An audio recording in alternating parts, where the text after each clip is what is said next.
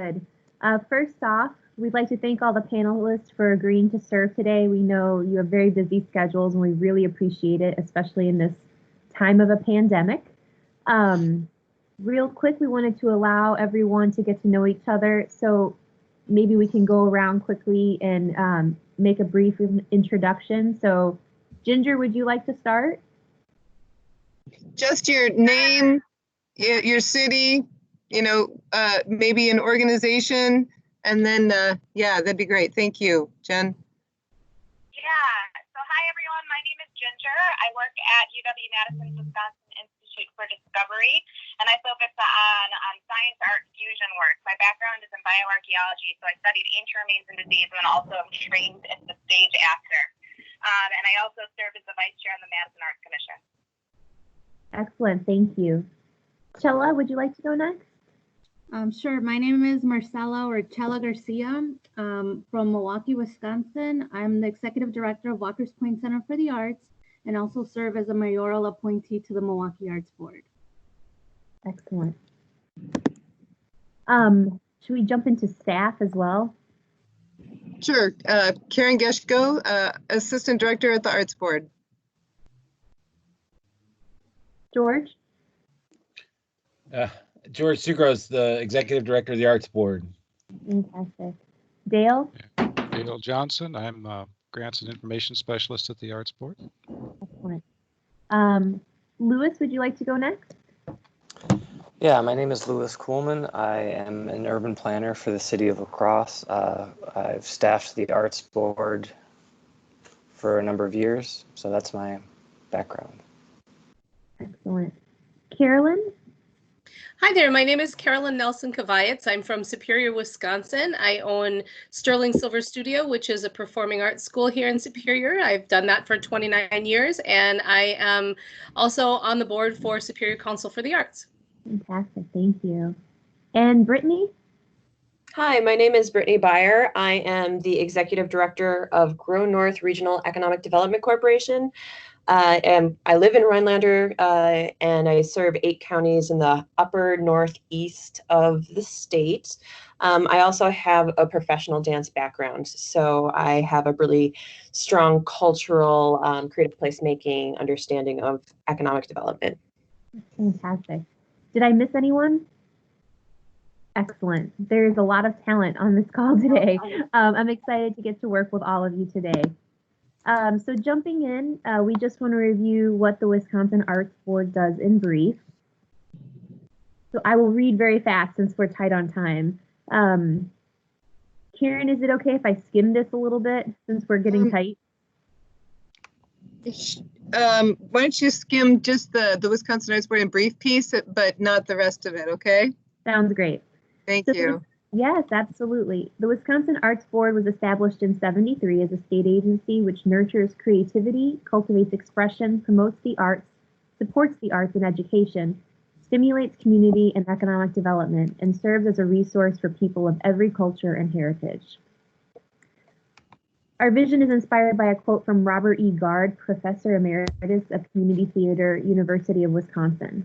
If we are seeking in America, let it be for the reality of democracy in the arts. Let art begin at home and let it spread through the children and the parents and through the schools and the institutions and through government. And let us start by acceptance, not negation. Acceptance that the arts are important everywhere and that they can exist and flourish in small places as well as large, with money or without it, according to the will of the people. Let us put firmly and permanently aside the cliche that the arts are a frill. Let us accept the goodness of art where we are now and expand its worth in the places where people live. We embrace this vision. It guides our belief that the arts are basic to human life and essential to the human spirit. A major portion of the agency's biennial appropriation from the Wisconsin State Legislature is dispersed to eligible artists and nonprofit organizations in the form of matching grants. Additional funds for grants are also collected to the WAB by the National Endowment for the Arts, a federal agency. The board consists of 15 voting members who are appointed by the governor of Wisconsin. These members serve without compensation for a minimum of 1 to 3 year term. Members of the board are responsible for establishing the agency's policies and programs and for approving all grant awards. The board meets a minimum of 4 times per year, and all meetings are open to the public. The board employs an executive director. As the chief administrative officer, the director supervises the staff, programs, and day-to-day operations. The agency's full-time program staff implement policies and programs, including grants, and provide technical and informational services to the public. All right. The aims and objectives of this particular program panel. The local arts component of the Creative Communities Grant Program supports the creation and development of the arts at the local level. The goals are to encourage broad public participation at the local level in the planning and development of a variety of arts experiences and services, including those that respect and promote the diverse traditions, the diverse cultural traditions of their community. Also to increase the ability of local arts agencies and organizations to serve their communities and to support creative work and cultivate expression. Now the role of the panelists. Your role today is to provide expert assistance to the Wisconsin Arts Board in its grant-making decisions and to help keep the board informed regarding needs and trends that you see. Today you will be reviewing grant applications according to established review criteria and making recommendations to the board. We would like you to apprise the board of needs and trends within your field and community, either through your general discussion of applications or in written assessments for board consideration. We would greatly welcome your input, and we would value any suggestions and recommendations you would like to make on the whole grant evaluation process. The role of the panel chair, which is me, the role of the panel chair is both informational and procedural. The chair is responsible for providing information regarding Wisconsin Art Board policy and ensuring that panel meetings progress in an orderly fashion according to established procedures. The chair is a non-voting facilitator whose job is to ensure that each panelist's point of view is given ample consideration throughout the review of each application. The panel chair convenes the meeting, reviews the board's conflict of interest policy, and determines whether possible conflicts exist, which we have executed prior to this call, correct, Karen? Yep. Okay.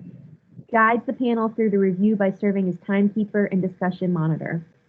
Panelists should focus their deliberations on how each application's proposal meets the established review criteria. The chair may occasionally need to refocus the panel toward that end. Panel discussion should always be constructive, regardless of whether it is positive or negative.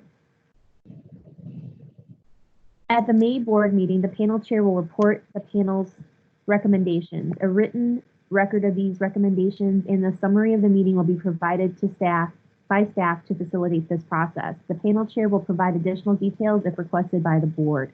The chair may also wish to comment on any trends or needs identified by the panel or make general observations regarding the overall nature of grant requests. We would greatly value constructive comments and remarks on each application. Panel comments are available to all applicants, and a link to the recorded discussion of their application is provided when they are notified of the outcome of their grant application. The role of staff. I can answer technical questions like eligibility issues or whether the applicant submitted the required budgets. Did this applicant ask for assistance from me in the grant writing process, etc.? I can't make any qualitative artistic judgments or tell you what I think of their work. In terms of criteria, each application will be evaluated based on the purpose of the Creative Communities Program, the goals for the local arts component, and specifically on the criteria areas outlined on your score sheets. In terms of scoring recommendations, you'll be asked to score each application individually. However you score, please be consistent throughout the day. Don't score hard at first and then get easier, or vice versa. The panel sheets you will then just submit, and the points will be averaged by Dale Johnson. Thank you so much, Dale, and announced at the end of the day. If you do not give a perfect score in a box, and of course you won't in every instance, then please explain why in written or verbal comments, just to give the applicants a sense of, you know, what they might have done to strengthen it, to strengthen that area. You will then look at the ranking at the end of the day to identify whether or not you see a natural break in the scores on the list, and then determine where you want to put the floor, beneath which score no applications will receive funding. You've already vetted an earlier version of these applications in phase 1, so it's presumed that the bulk of these are worthy of funding. However, based on additional information provided in these phase 2 applications, the panel may decide that some do not fully meet the funding criteria and so are not recommended for funding. Please note that if an application has received less than 50 points on average from the panel, they are automatically taken out of consideration for a grant this year. That is not a score that is high enough to be deemed eligible for a grant. You will not be asked to deal with dollar amounts in these grants. That's one of our gifts to you. What All right. happens next in the process? As noted previously, the panel chair takes the panel recommendations to the full board. After review and ratification of the panel's recommendations by the Arts Board members at the meeting, applicants will be notified of grant decisions by the end of May. Conflict of interest policy. You have received the conflict of interest form. The unlikely circumstance that you are asked to review an application of an organization with which you or a person with whom you have a familiar relationship are associated, we ask you to withdraw from all consideration of that application, including participating in subsequent stages of discussion regarding that applicant's relative ranking. The panel should not take any action on any application which would financially benefit a member of the advisory panel or someone with whom a member has a familiar relationship. Panelists should be upfront about their ability to judge an application objectively. The perception of conflict should also be considered and avoided.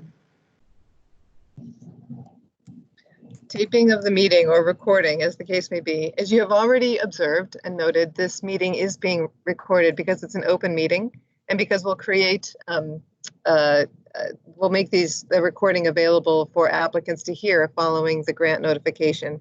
We will not ask observers to identify themselves on this thing, and I will keep them muted if they come on. It is an open process, though, and we encourage their participation as observers. Regarding the appeals process, we would like to let you know that an applicant may only make an appeal based on procedural errors and not on the basis of an artistic judgment. All right, that's it. Was there a question? I Okay. think there's feedback. Feedback, got it. Okay, all righty. So that is it. We are at 9:06. This is a really great time to check in with you all and see if there are any burning questions before we jump into the presentation part of this. And I will remind you that when you are the primary presenter for an application, we are asking you to say, you know, this is the name of the group, this is where they're from, and this is like a 2-sentence, this is what the project's about, here are the strengths that I see related to this proposal, here are some concerns that I have related to this proposal. And if you can get that in 2 minutes, that would be fantastic. Then the secondary presenter comes on and says, ditto, or I had a different take on that, or yes, and in addition, and take about a minute and a half for that. And then we open it up to everybody else. And when everybody's had a chance to say something, you know, if the primary and secondary have thought of other things that they wanted to share, put that into the conversation too. So that's kind of how the 10-minute review discussions will go. And Jen, if you can kind of keep an eye on the time, and when we're 8 minutes in, to give everybody a heads up saying, all right, 2 more minutes, that tends to help keep things moving. Sounds good. All right. Having said that, are there any burning questions from any of the panelists? Say, Karen? Yeah. Ginger's having a little bit of difficulty hearing everybody but you. You're coming through loud and clear, but everybody else needs to speak up or increase their volume. Would that help, Ginger Ann? Yeah, we can give it a try. Are you hearing, like, is it garbled to you, or is it just my phone? Like, I'm one, because it's weird that she's coming through, but the rest of them, it just feels, it's like they're underwater. It's really garbled. Yeah, I mean, hers is the clearest of the microphones for sure, but Okay. everybody else is coming through clearly. It's just with not as much high end, you know, the treble end of the voice is not as clear on everybody else's as it is on Karen's. Mm-hmm. So anyway, Karen, that's the note. Thank you. And Ginger Ann, please feel free to ask people to repeat if you need that. No damage, no problem. And we'll take the time that we need to do this. Okay? And I'll try to put you closer to the speaker, Ginger Ann, as soon as I figure out what it is. I don't know what it is. I'm wondering if it's just, it could just be, I'm hearing it's like a double, it's a speaker picking up a speaker. I don't know. Yeah, Did well, anyone else have any questions about anything there? No? Okay, that's great. Then please. If Jennifer could speak just quickly, because hers was a little bit muffled, and I put the phone in a different place. Sure, 1, 2, 3, 1, 2, 3. I can also go and try and find my headphones with microphone if that's better. That'd be great. Go, Ginger? Garbled. Okay, yeah, go ahead and find the All right, mic. I'll step away for a moment. Excuse me. Thanks, Jen. All right, Karen. All right, then I think even though Jen has stepped away, we are going to begin the review here. And so I am pulling up the agenda, and the first, if there are no questions from the rest of the panel, the first application for us to review is the Boys and Girls Club of Greater Milwaukee. And the first reader is Jella. Yes. All right, so here we go. So the Boys and Girls Club of Greater Milwaukee, which is a youth serving organization here in Milwaukee, is hoping to bring forth an application for support for Project Beautify Milwaukee. They are asking us to fund it at the $6,000 level, which is a total 15% of their total project budget. Activities will take place September of this year through June of 2021. And this initiative began as a pilot in 2019 to connect youth to community-based art that directly impacts and enriches Milwaukee. The group of club members and artists are going to unveil a sculpture at Bronzeville neighborhood this summer, and they are looking to expand to a new component by engaging the artist Tia Richardson to work in the Sherman Park neighborhood for the upcoming school year. They list 2 artists that will be engaged in the project, with 50 folks being directly impacted, 500 youth, of which 25% will identify as Black youth ages up to 18 that are also below the poverty line and are identified as at-risk youth. And they also specify that they will be begin working with a cohort of 15 students to deepen sculptural knowledge design. So the strength of this proposal specifically, what jumped out to me was the strong collaborative piece. They're working with Sculpture Milwaukee, MyAd, UWM's Arts Eco program. And to me, I think that's going to provide a really great tiered approach to career visualization, which is one of the targets that they're trying to do for youth. What's a little confusing is that the narrative could have been strengthened if more details that pertain to the added element would have been included. For example, the narrative stated that youth will select the neighborhood where they want to develop the sculpture, but in the grant, they're already anticipating that it's going to be a Sherman Park neighborhood specifically. So just a little bit more clarity around that. As well as, I guess when I'm thinking career visualization, they're specifying work with youth 10 to 14 years old. I'm just wondering if that's the best targeted group for this specific project. And last but not least, considering that it's such a strong sculpture component and that they are highlighting Tia Richardson as one of the artists. I'm wondering. Sorry, hang on just a moment, please, Jella. Ginger Ann, when you and George are talking, George, I'm not quite sure. Do you want to mute you while you're connecting with her? Send email comments Yeah, to hang the on, ones Karen. that I'm supposed to be reading that someone can read, and then I can just look at the recording afterwards. If it's not, because I don't think.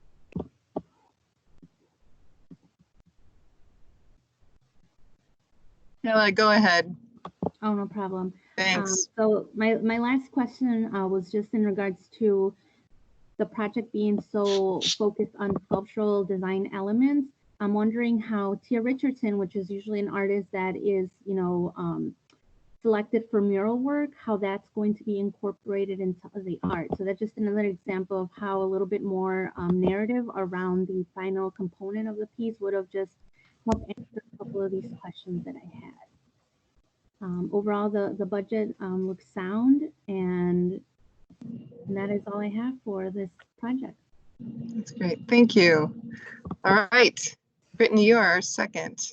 I put headphones on, so if you want to tell me if I sound better or clearer, just let me know.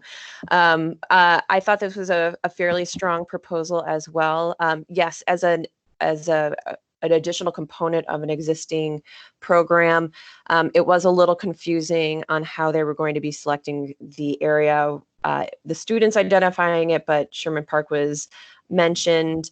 I do appreciate that the Boys and Girls Club is taking the initiative to deepen experience. So often there's this collective first level and getting it to the next level for specific targeted students. Perhaps, this is working on sculpture first. Maybe they can reprogram this for other specific artistic processes in the future. But I agree that the budget is strong. I think that the collaborative nature of the program is also a plus too. All right, thank you. All right, how about our other panelists, Carolyn and Lewis, and Ginger Ann if possible? This is Lewis. I have a few comments I just wanted to make. I think that knowing that Milwaukee is one of the most segregated metropolitan areas in the country, I think segregation is definitely a good theme and appropriate to address in an art project. I think, let's see what else. One of my notes includes that there wasn't much depth in the public notice, but I guess I can't really speak more to that. I'll have to take a look at that. I think it's really great that the Boys and Girls Club already has employees specializing in data collection. That's great. I think that was a real strength from their proposal. And then one, I think, missing thing was that they didn't address they didn't have like a narrative answer to about why they're what they did to deal with their surplus or deficit in or a decrease or increase in revenue over 20% from one year to the next. But that's not a huge deal. Thank you. Carolyn? For me, in addition to what everyone else said, the only thing that I questioned, I guess, a little bit was that it said in the application that 500 youth participants or 500 youth would be impacted by the project, but then as you read through it, narrowed it down to 15 youth were able to participate in the educational process, and realistically only 5 kids will be able to receive the full experience. So I guess I just thought it was interesting how it narrowed down so significantly from 500 to 5. So that was my only thing. All right, George, are we able to get Ginger's comments in the mix here? George, you're still muted, I think.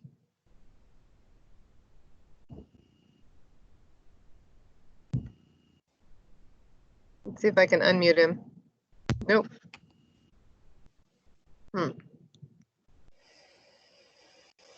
All righty.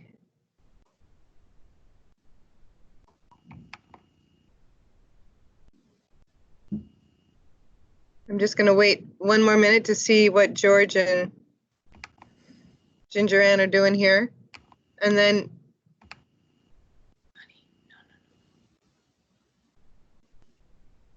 oh.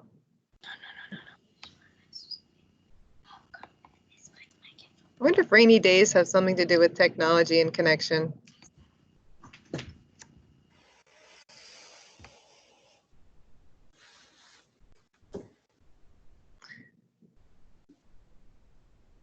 If you do not have anything else to add into the mix, and I don't know that Ginger Ann will, go ahead and score. put those numbers in those boxes and then submit. And Dale, if you could let us, Dale, do you just want to let us know when everything's in, or how do we want to handle that piece? Yeah, I'll let you know Hey, when I Karen. see the scores. Hi, George. I can hear you. Is Ginger Ann there? So Ginger Ann is not able to hear anything, so she's going to submit stuff to you and me via email, including the things that she was supposed to lead. And we're going to keep trying to get her in through Teams, but that's the workaround at this point. So she doesn't need to do it through email. Dale, can you speak to how she can just do it through Smart Simple? Well, yeah, she still needs to enter her scores and any additional comments and submit. That's the only way we're going to get her scores.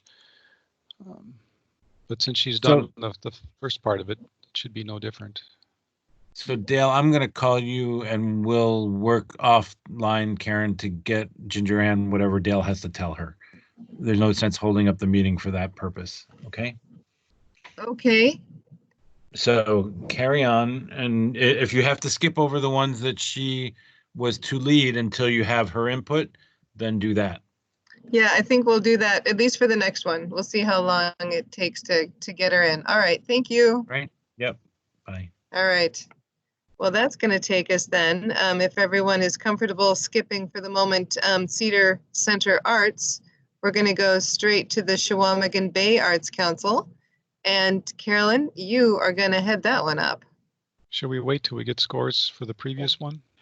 Yes. And will you let us know when those are in, Dale? Yeah, it would help if I knew when you submitted them too. So when you click submit, just give a shout. Dale, I did just submit mine, or I submitted mine a couple minutes ago, but I misread one. I thought it was worth only 4 points and it's actually worth 6 points. So my total score is actually less than what it should be. And I'm not sure how to correct that. Which, where was the score you want to change? Let Criterion me just number? jump back. Sure. So it is for the community participation and accessibility. So I have 4 and it should be 5. Okay, I think I can make that change. Thank you. All right, this is like good to get the wrinkles out. Yes, yes. Okay, so should I jump into this next one? When Dale tells us that they're all in. Okay. Yeah, I'm trying to see the totals show up and they're not. I don't know why that is. So maybe, Brittany, did you want to say something? No, I was just going to say that I submitted. So, Okay, and I see great. it as the final review. Okay, great. Chella, if you could let, Chella and Lewis, if you could let Dale know when you've submitted, that would be great. Yes, I submitted. Thank you. Yep, I'm submitted. Okay, great. Okay, thanks. I guess it's just a quirk in how I'm looking at it. I'm not seeing the totals, but I'll keep working on that. Go right ahead onto the next one. Okay, thank you. Sounds good. All righty. All right, the Shawamagan Bay Arts Council. All right. So the Chequamegon Bay Arts Council, basically this is a 2-year project.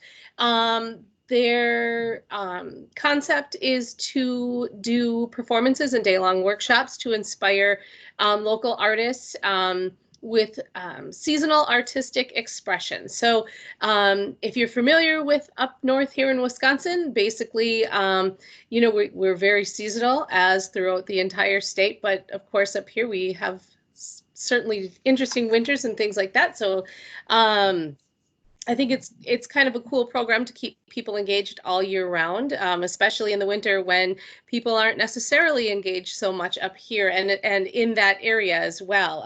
It's even colder there than it is here. And so looking at their revised proposal, it looks like they intend to do the first 6 months, they said, could be done virtually if necessary. And actually their entire program could be done, either virtually, with their workshops and or their performances as well. So it's still a doable program for them.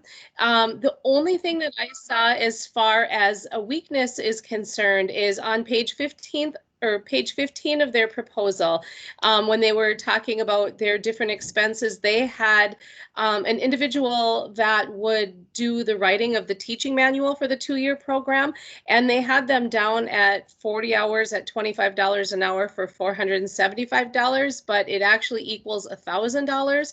And so being that their budget is fairly small, I was just wondering if this would change things for them at all.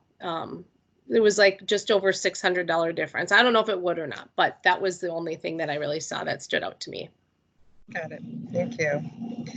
All righty. How about Chela?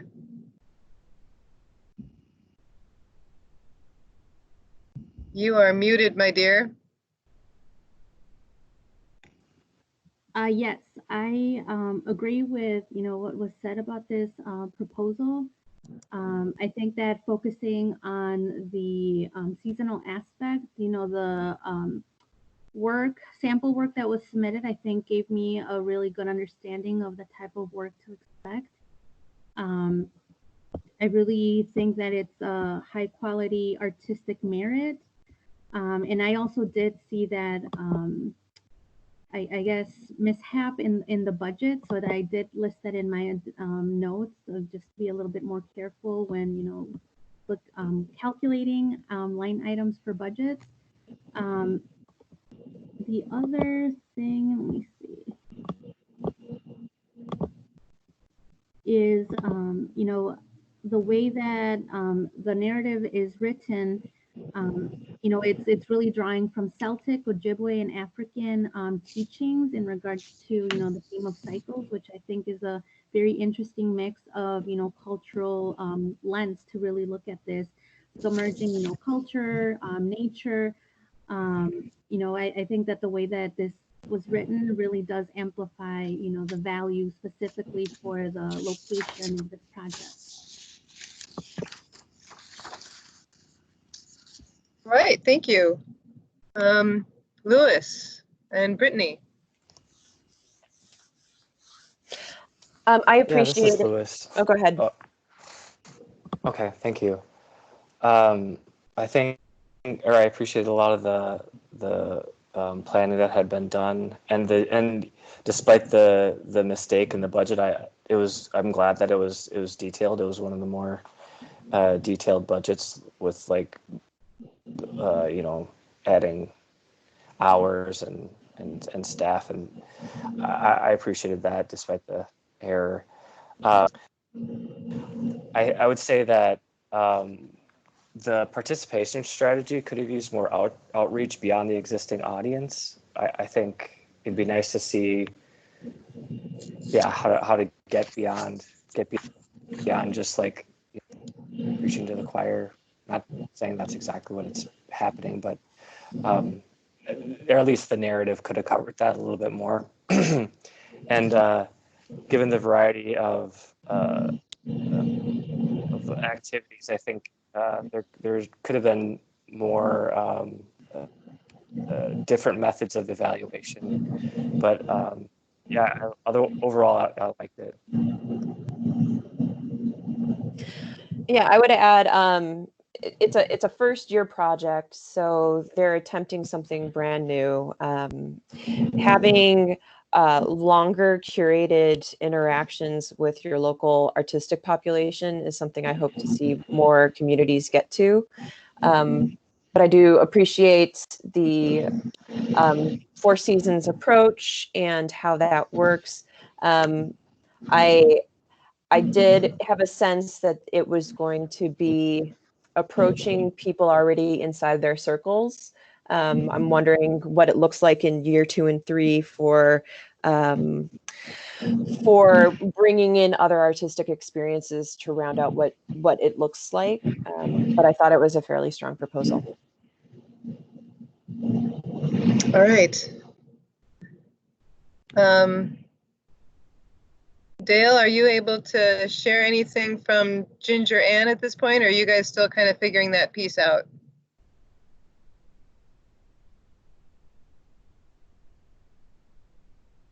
I think they're still figuring it out. Let's go ahead and score then. And Jen, I just realized, I think it was because you were so kind as to get that headphone set.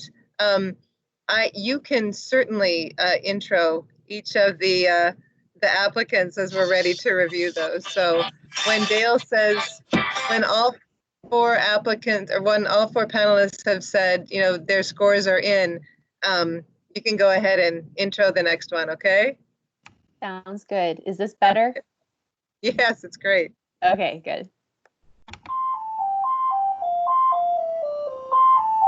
Come on, there's some very pretty music going on.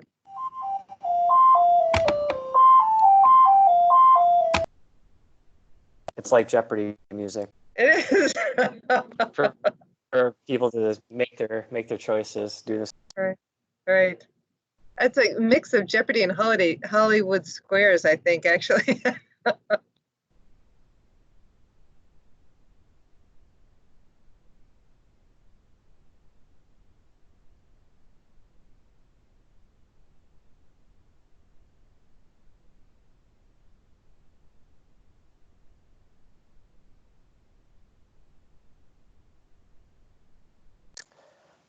Lewis's scores are in.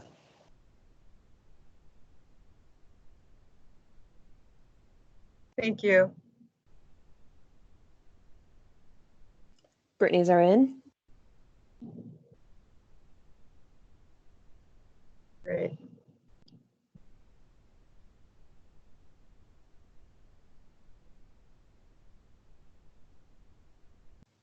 Cello's in.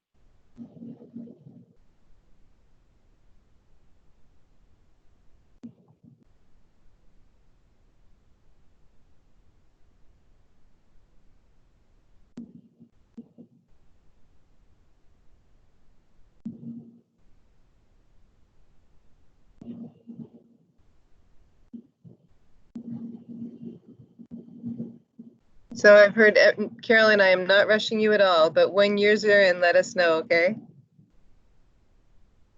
Sorry, they were in. Yeah, they were in. I was so busy muting so that you guys didn't have to listen to my phone ring. I got distracted, so sorry about that. That's great. Okay, No I think they're worries. all in then. Fantastic. With that, we will pass it to Lewis for the Community Foundation of Dunn County. Okay. So this is the Community Foundation wants to put on an arts summit and arts week in Dunn County, and this is a local arts project. The narrative made it sound like it's in the middle, or it's in the midst of its first year, so it doesn't have evaluation results quite yet. I think, you know, as I mentioned with the previous application, I appreciated their level of detail in the budget. I felt like this budget could have been a little bit more specific in terms of number of people, hours, meals, copies, etc. I also was a little bit concerned that there wasn't a marketing budget. So when I had mentioned that it's in the midst of its first year, it said that the summit was going to be on April 18th. So I'm guessing that didn't happen unless it was virtual. And as far as partnerships, it looks like they're in the beginning stages of building partnerships, but they've got artists and festival organizers, so that's good. One thing I appreciated as far as the evaluation and documentation was that they were not only looking at artists and patrons, but also surveying the steering committee. So that was something good that I hadn't thought of. But they're still, it seems like they're still working on the evaluation tools. So that's just something I was a little bit not concerned about, but just, you know, something to be aware of. I thought the video was really good, a really good addition, the video of the Arts and Craft Fair. As far as what I think could strengthen the proposal, it said, I wrote that the goals of the summit are pretty general, and I'd prefer something a little bit more, like a more specific theme or outcome to focus the community's attention. In terms of my experience with working with the local arts board, I feel like getting together for the sake of getting together hasn't really been fruitful for us. So I think like having a specific project or a specific idea to rally around really helps. So that was just one of my general feedback. That's just some of my general feedback. Thank you. Great. So I too had just written down that I was questioning what happened with the April summit that they were supposed to have. In their update, they didn't say anything about that particular summit, which that was supposed to be their planning piece of it. So I'm not sure if that still happened. It does say in their update, though, that they were going to postpone the project to an early 2021 conference.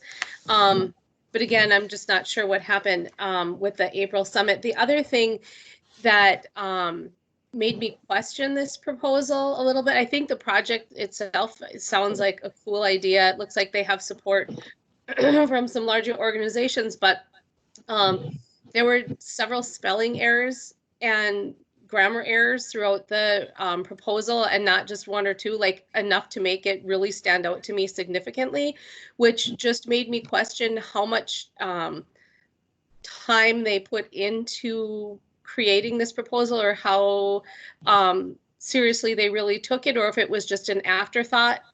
And so I guess for me, if I knew like dollar amounts, which I know that with this particular group we don't know what the budget is, but I just from that aspect, I probably would put this lower on the scale as far as receiving funding, only because it seemed to me like it was thrown together really quickly, and maybe they didn't have much concern for putting the proposal together. But the project itself sounded cool, so that. This is Brittany. Karen, I have a couple questions.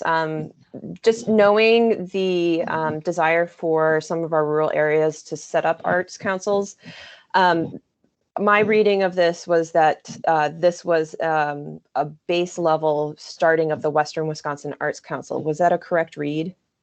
I believe so. Okay. Exploring the possibility thereof. Okay. So I feel like in our community, we're trying to figure out how to make the Art Council a little bit more central to what is happening as a cultural driver.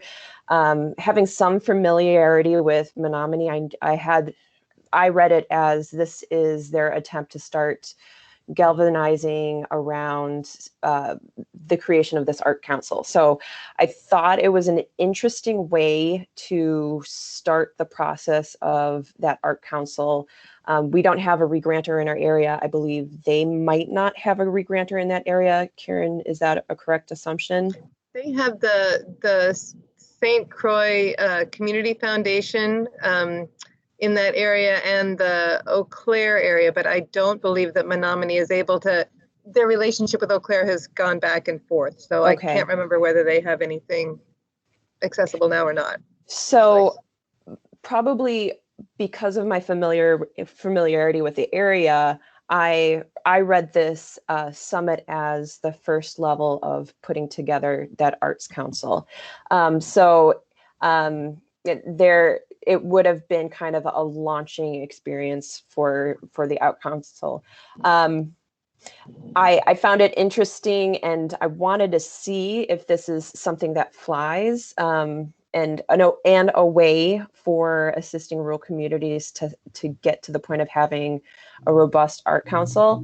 I did have some concerns with their budgeting, but 3M is such a strong force, and there was very little mention of the UW over there. So that's another huge resource that they can start tapping into. Personally, just knowing the need for stronger arts councils in rural communities, I want to see something like this happen, but I understand some of the reservations. Okay, thank you. Louis? Chella?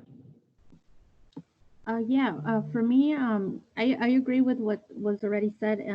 I think for me, for the evaluation piece, I know that they said they were going to do focus groups with the steering committee. So from my experience of doing that I just wanted to put it out there that usually that results in process feedback versus data that provides feedback on outcomes. So just making sure that, if they're going to utilize folks that have been entrenched in how things were put together, and execute it, to make sure that they use the opportunity not just to collect data on the process of how things were executed, but really on, evaluating the outcomes that were reached.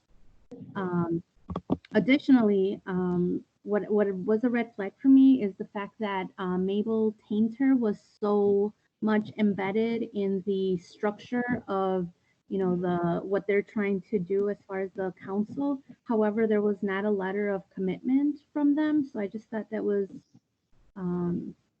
interesting that something like that would be missing, or why they would. Chella, forgive me for inserting. I just wanted to share a piece of information related to that. And that is that the Mabel was going to be the applicant. Oh. That's how deeply invested they were, but then they applied to C&P, so they couldn't be. So that's why they activated that partnership with the Community Foundation to a slightly higher level, so that the Community Foundation would be the applicant. Okay, that makes a lot more sense now. Okay. Just a heads up, we got 1.5 minutes left. Thanks, Jen. Yep, that's all I have. Louis? I don't have anything else to add. Okay. Then please score.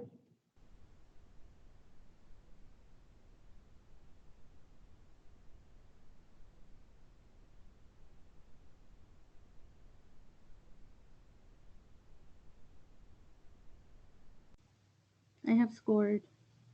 Thank you. Great. I'm going to try to get to see if Dale is available again for comment. Dale, can you chime in for a moment here?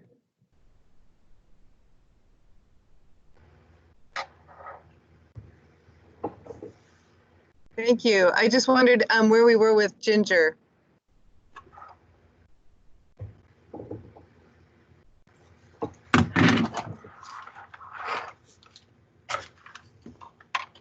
Dale, I see that you're unmuted and I see your circle, but I don't see your face or hear your voice. Yeah, I had muted my mic because I'm on the phone with Smart Simple too, trying to work something out. I spoke with Ginger and she's going to email her comments for now to all of the panelists, just so they can have what she would have said. She's working with the UW tech support to see if they can work something out, but we don't know if that will happen. Okay. Yeah, so she's going to give scores with the understanding that she wants to listen to the recording, and maybe we'll edit those scores after that, which I said we could do if she had some strong feelings she wanted to change some. This is Louis. One thing I would add too is, if possible, whenever we get those emailed comments, if someone could read them during the meeting, so at least the people, for the sake of the potentially people who are watching the video can hear those comments. Yep, and we'll also make the written ones are a matter of public record too, so they'll be able to access those in writing if we don't want to take the time to actually put them on the audio. They'll certainly be available in the meeting materials. And then certainly if there's something that jumps out to you, I will ask Ginger to make sure that she includes me in that email to everybody. Have you all received anything from her yet? Has anyone received anything from Ginger yet? I checked my emails and I don't necessarily see anything from her just yet. I would assume that it's, connected into your, like probably on a thread, but I'm not seeing it. Okay. All right. Well then, when you are done scoring this particular application, please let Dale know, and then we can move on, Jen, to the next one. I'm Sounds done. good.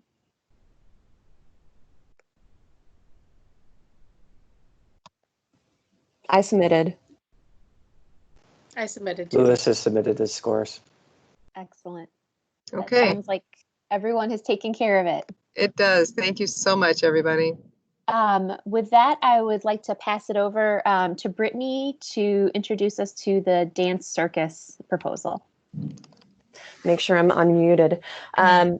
So this is an application for support for the work coming up for DanceCircus. They're based in Milwaukee. They're asking for $3,000.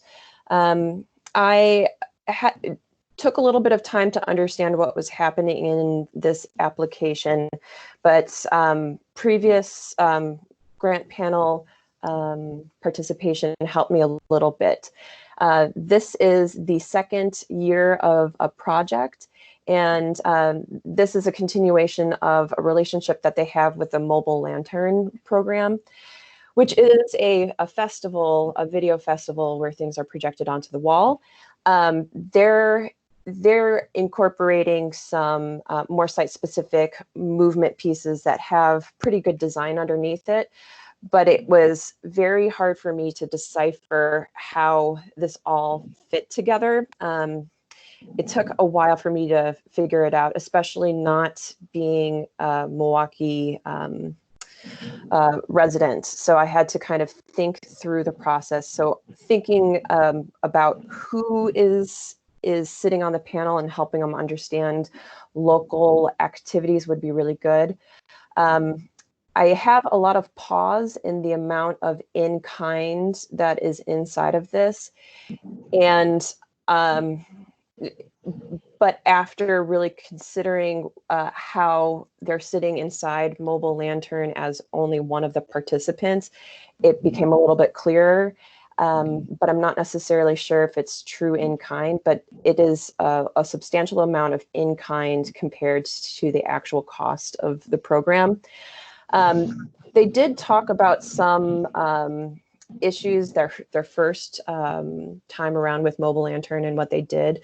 They had a hard time getting some of the students to commit because they had some transportation problems, some logistical support or thinking through the size of the program would probably be more appropriate at this point.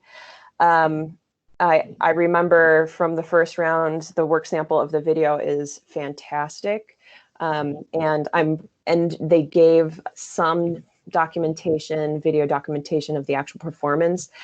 I'm wondering if there's a way to up the quality of the performance documentation, just so that it stands on the same caliber as the video work. My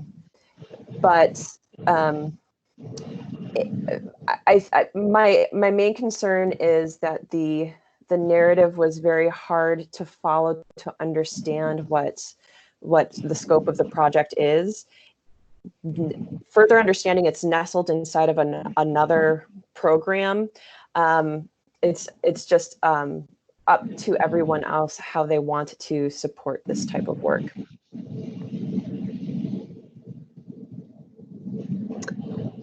All right, who do we have as a secondary? I'm not pulling the right sheet up here. It looks like we have Ginger Ann. So I think we're going to open it up then to the other three of you here, and we will look forward to seeing Ginger's comments if we can get those before we're done. So who would like to go first on that? I will. So for me, the items that stood out, first, I think they had really strong letters of support, specifically from the school that they're looking to work with High School of the Arts. To me, I feel like it's one of those projects that is starting to get framework around it, based on just the low participation, or like hints of low participation that they were sharing throughout the narrative. It seems like a lot more needs to be done to establish buy-in from the communities that they're trying to work with. So the fact that they've already secured, these letters of support, that there's a school that's willing, to kind of bring them in, I think that's a really good sign for them in terms of, stabilizing this program and eventually, getting better or stronger impact numbers.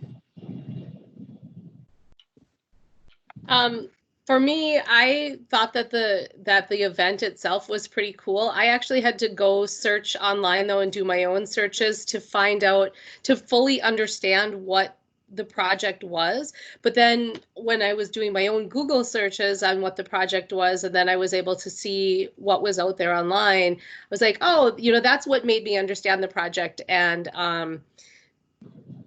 really decide, oh, this is really cool. This is something that I'd like to see happen in my community. So maybe just incorporating, one of the things I think could make it stronger is just incorporating some of the things in the application, or maybe more of a visual of what it is to make it easier to understand. But that's it. Yeah, I would second Carolyn's observations there. I think that's a really, at least from my urban planning background, I think that's a really good point. I think it'd be great to sort of show the space that they were going to use, or like an example of the space that's been used before, or more photos of the Mobile Lantern Festival, just to kind of be a little bit more immersive. I think, yeah, and just a kind of a general comment for all the applicants. It'd just be cool to see like either the space that they intended on using, examples of past art in that space, or just like sort of like just giving us the opportunity to sort of visualize maybe like a before and after of those spaces. And then again, from like a sort of planning thing, I'm not one of their promotional measures was stickers, and I'm not really a big fan of stickers because they end up on a lot of public property. I mean, that's just kind of a personal issue. I wouldn't dock him any points for that, but just sort As a of comment. Yeah, just sort of a comment there. Right. I admit I was actually searching for Ginger Ann's comments and found them. I have access to them, so I will read them. But have we heard from all four of you? My apology. I think we have. Yes? I think so. Okay. Yes. So Ginger Ann says, for the first criterion, the overall quality of the proposed project is high, with significant community and multidisciplinary artist collaboration. The project supports the creation of art at the local level and enhances communities' experiences within the arts. She also says, for the second criterion, the project is financially feasible with strong community, education, and business partners. The budget would benefit from more descriptions, how many dancers, how many neighborhood creatives and residents.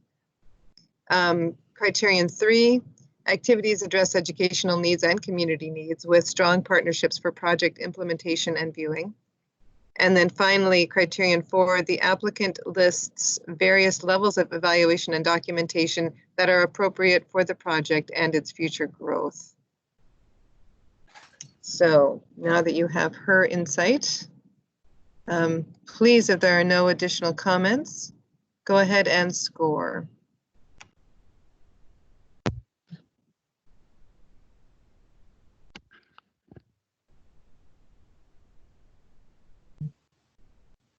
Right, I'm submitted.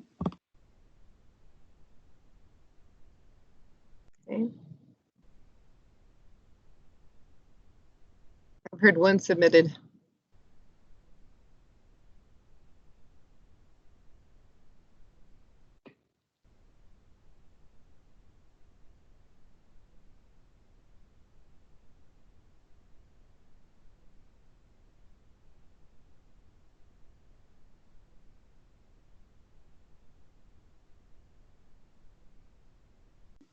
This is Brittany submitted. All right. Great. Thank you. I'm seeing them now. All right, I submitted as well. Dale, are you saying that you can see them when they submit now? Yeah, that's what I was talking to Smart Simple about. There was a Okay, great. Lewis issue. submitted his score. Okay. Dale, given that, do you need the panelists to say when they've submitted next, or do you just want to let us know when they're all in? It helps because then I'm not waiting to refresh my page and wasting time. So yeah, Okay. please. Thank you all. But they're all in, and except for Ginger, which we assume won't be for a while. So. Sure. Awesome. Okay, thank you. This is going to take us then to Jen. Yep. So then next up is enrichment through culture, and we'll pass that over to Carolyn.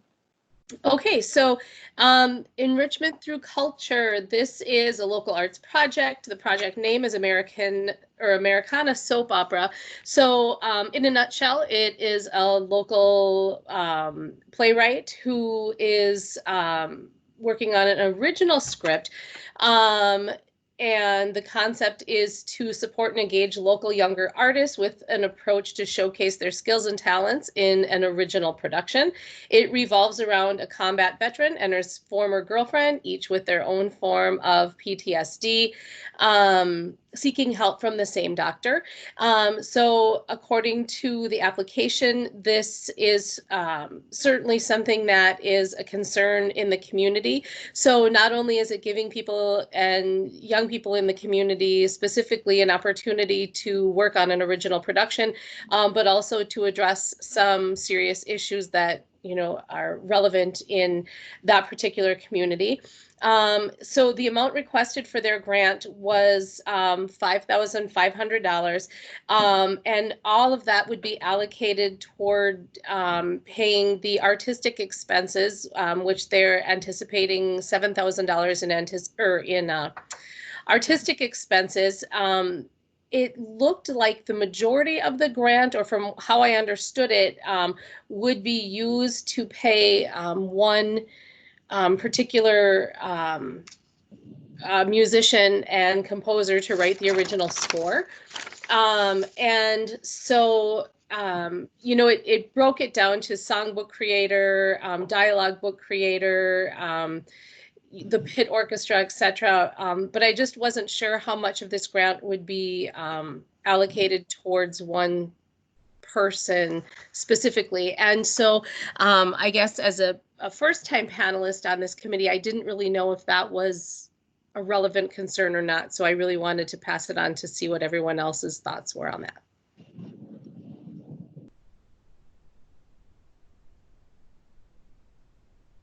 All right, that's going to take us then to Lewis.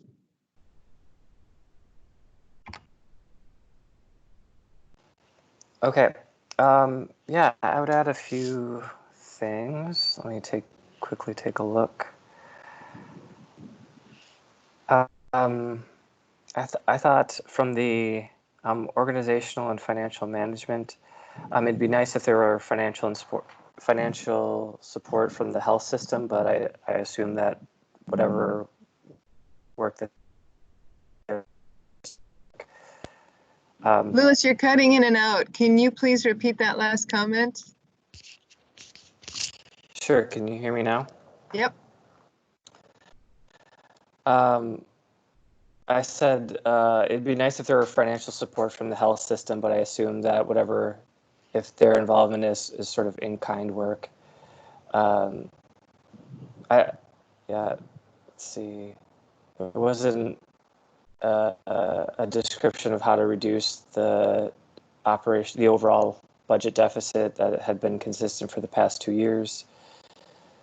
I like that the playwright used like a focus group in the draft, and I think they could really sort of play up the sort of collaborative aspect of the play creation. Let's see. And that they're addressing mental health stigma is good. I think the evaluation could have been a little bit more thorough, but it did mention doing audience and participation counts, so that's worth something. And then let's see. I think I guess I don't know the scale of the play itself, but from a sort of a rural mental health issue, one of the things that could be incorporated too is loneliness. I know that's a big sort of a silent epidemic among rural communities, especially aging ones in Wisconsin. So I think if there was a way to tie that in, and then sort of more of a personal note, or not personal, but just like personal preference. I think the title Americana soap opera is a bit generic and could be more specific. I think, or one of the sort of descriptions I used was that, like, for example, in It's a Wonderful Life, I mean, the city of Bedford Falls is sort of the iconic location. I mean, it talks a lot about the city or the town itself, and it's sort of broadly applicable to America, but it focuses on like a specific city. So I think, like, trying to be a little bit more for the playwright being like a lifelong resident. I think seeing how the city of Cumberland, the town of Cumberland, sort of like exemplifies a broader experience of America as a whole could be better than trying to be like, oh, this is everywhere in America. I think that could be, I don't know, just something to look at. And then also, I thought maybe the reason it's Americana is because that was the style of music, but it sounds like from the samples of jazz. So that was also really confusing. But that, again, that's just maybe more personal preference than actual critique. So Louis, I'm going to just clarify for the record. So that is not something that's affecting your score, but that's a comment that you would make for them to consider. Yeah. Yeah, is that yeah, true? that was just like in Okay, the additional awesome. comments. Okay, got it. All right, sounds good. Anybody Sure, else wanting to chime in? Yeah, I'll jump in. I had some issues with the budget as well. In the support material, they do add some balance sheet information. It doesn't seem like they're really budgeting for the future. And they made the comment that the negative balance, they didn't see things changing in the future. But if you look at the balance sheet, they did renovations on the bathroom. So are they going to do renovations on the bathroom every single year, which is going to bring that negative balance? It just didn't seem like it was well thought out on that side. I found it interesting, their letter of commitment referenced a previous performance that was kind of put together by the director of this. And none of that historical reference was inside the narrative. So it could have given better context. I did have questions about the number of artistic individuals that this would support. They were leaning already on one individual who was going to do the songbook creation. I would say that the work samples were interesting. It's great to see all of the work, but I don't read music as in, I read regular music, but I don't read the notation that they provided. So the context gets a little lost. And so what does their theater look like? What do previous performances look like? Some of that would have been helpful. And so it would have been helpful to have a better understanding of that. I believe, and I could be wrong, but when I looked, some of the Google Drive videos had a password, and I'm not sure if there was a way to get that password. So that was hard for me then to get context. I'm missing some of the context that they were trying to put forth. but my biggest concerns were budgeting, but also work samples and giving us a good picture of what this is going to look like in the future.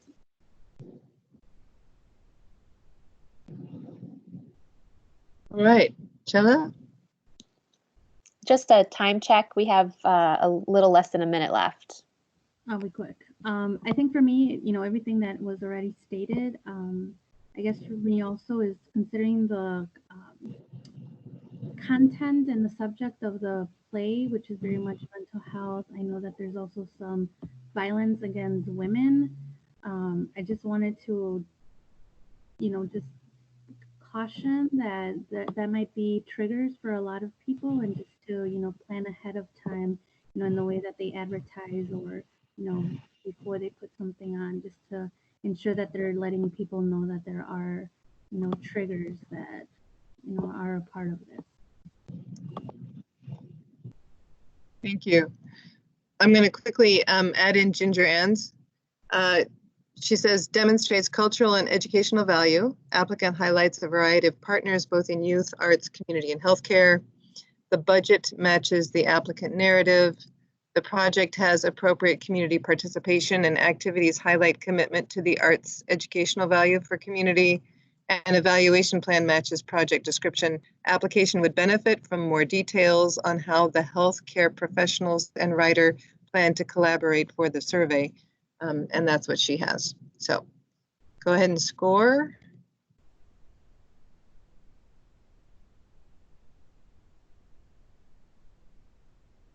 Lewis submitted his score. Chella submitted.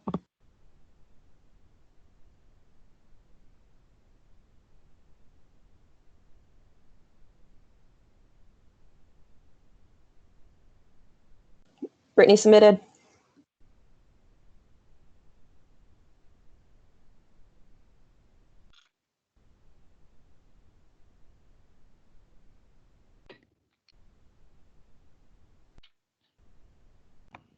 I submitted. Okay, Okay, thank you. I see them all. great. Okay. With that, we will move on to Ex Fabula. Brittany? Thanks. So Ex Fabula is asking for how many dollars? $6,000 for a second year project. So this is a continuation of some very specific work that they're doing with communities in Milwaukee. So they've been doing, their system is very well thought out. It's basically poetry story slams, and making sure that they're having participation from very specific communities. So it is a continuation of the project. They're really hoping to have affinity spaces so that they are allowing people to have the place for them to explore and correctly identify how to write these really, really powerful pieces and perform them. They are kind of decentralized, so they perform all over the community, which also gives the ability to reach different populations where they are. I will say that I believe this was one of the the stronger of the evaluation proposals, which especially with this, I think is very appropriate. They have a system of having the storytelling coaches help with the development of these personal stories. They have a really good system that has been set up. I'm just looking at my own comments over in the corner. I personally admire what Ex Fabula is doing. I know that they're starting to do more consulting around the whole state, if not even further. I also found that their careful growth model also included the fact that they have been undercharging for their services. So they've really done some work on addressing that as an organization. Some of that deeper work doesn't necessarily happen in the arts, but I think they're approaching it in the correct way. And I'm just taking a look, and they have a process set up in the process of what we're dealing with COVID-19. They can do some of the in-person work virtually with Zoom. It seems like they've done several workshops already, so they have found a way to continue their work even in these uncertain times, which I appreciate. And this is one of those proposals that I had a feeling that they would be able to figure out how to keep going on. That's what I have to say. Thank you. Great. Okay. So for me, I had the opportunity to see this project presented at Arts Day last year, so that gave me some insight on the project already when I was reading it. But I just thought that it was a really cool project. I thought it was a cool project then, reading through the proposal. I think, again, it has the potential to make a significant impact on the community and developing an understanding and helping people tell their stories.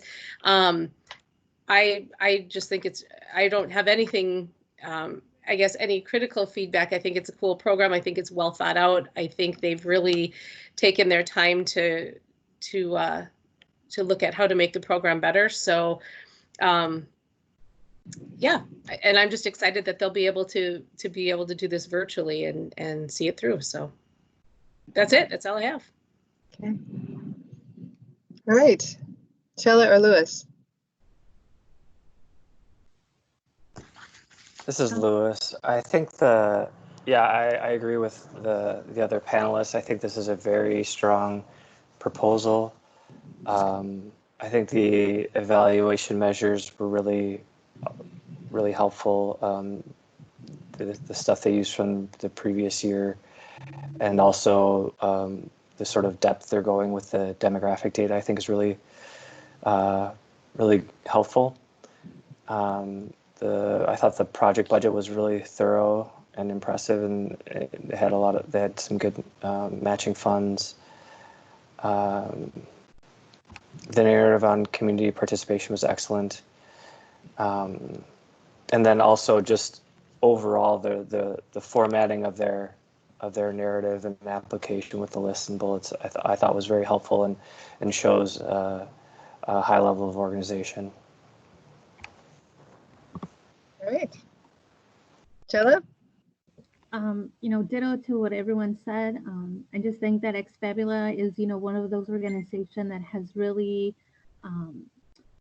fine-tuned a program that not only delivers, quality experience for any of us who have actually, experienced the programming that they put on, but it's also very critical work because they are, creating spaces for underrepresented stories to be shared, and that's a very important element that I think, strengthens our artistic community. Great. All righty. Let me see if I can quickly access Ginger Ann's. I was going to have that up, and then I got sidetracked.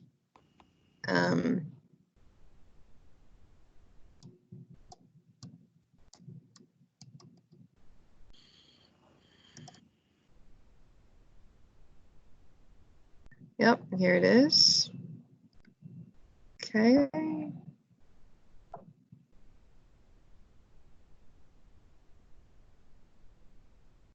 All right, her comments are, overall quality of the proposed project is high and provides artistic experiences, creations, educational and community value.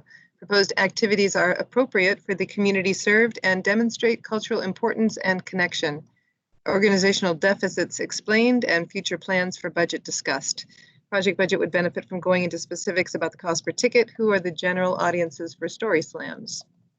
Strong community project with appropriate partnerships. Evaluation plan sound. The application would have benefited from more discussion of past evaluation and feedback.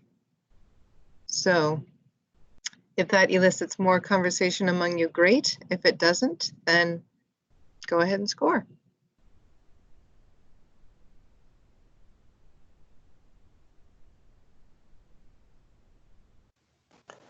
Lewis's score is in.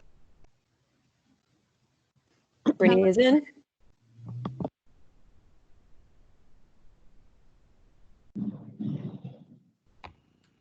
Carolyn's Great. is in. I see them all.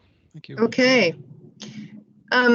Jen, Ginger Ann did text me, and Brittany, it looks like, or email us the overview and comments as for her as a primary presenter.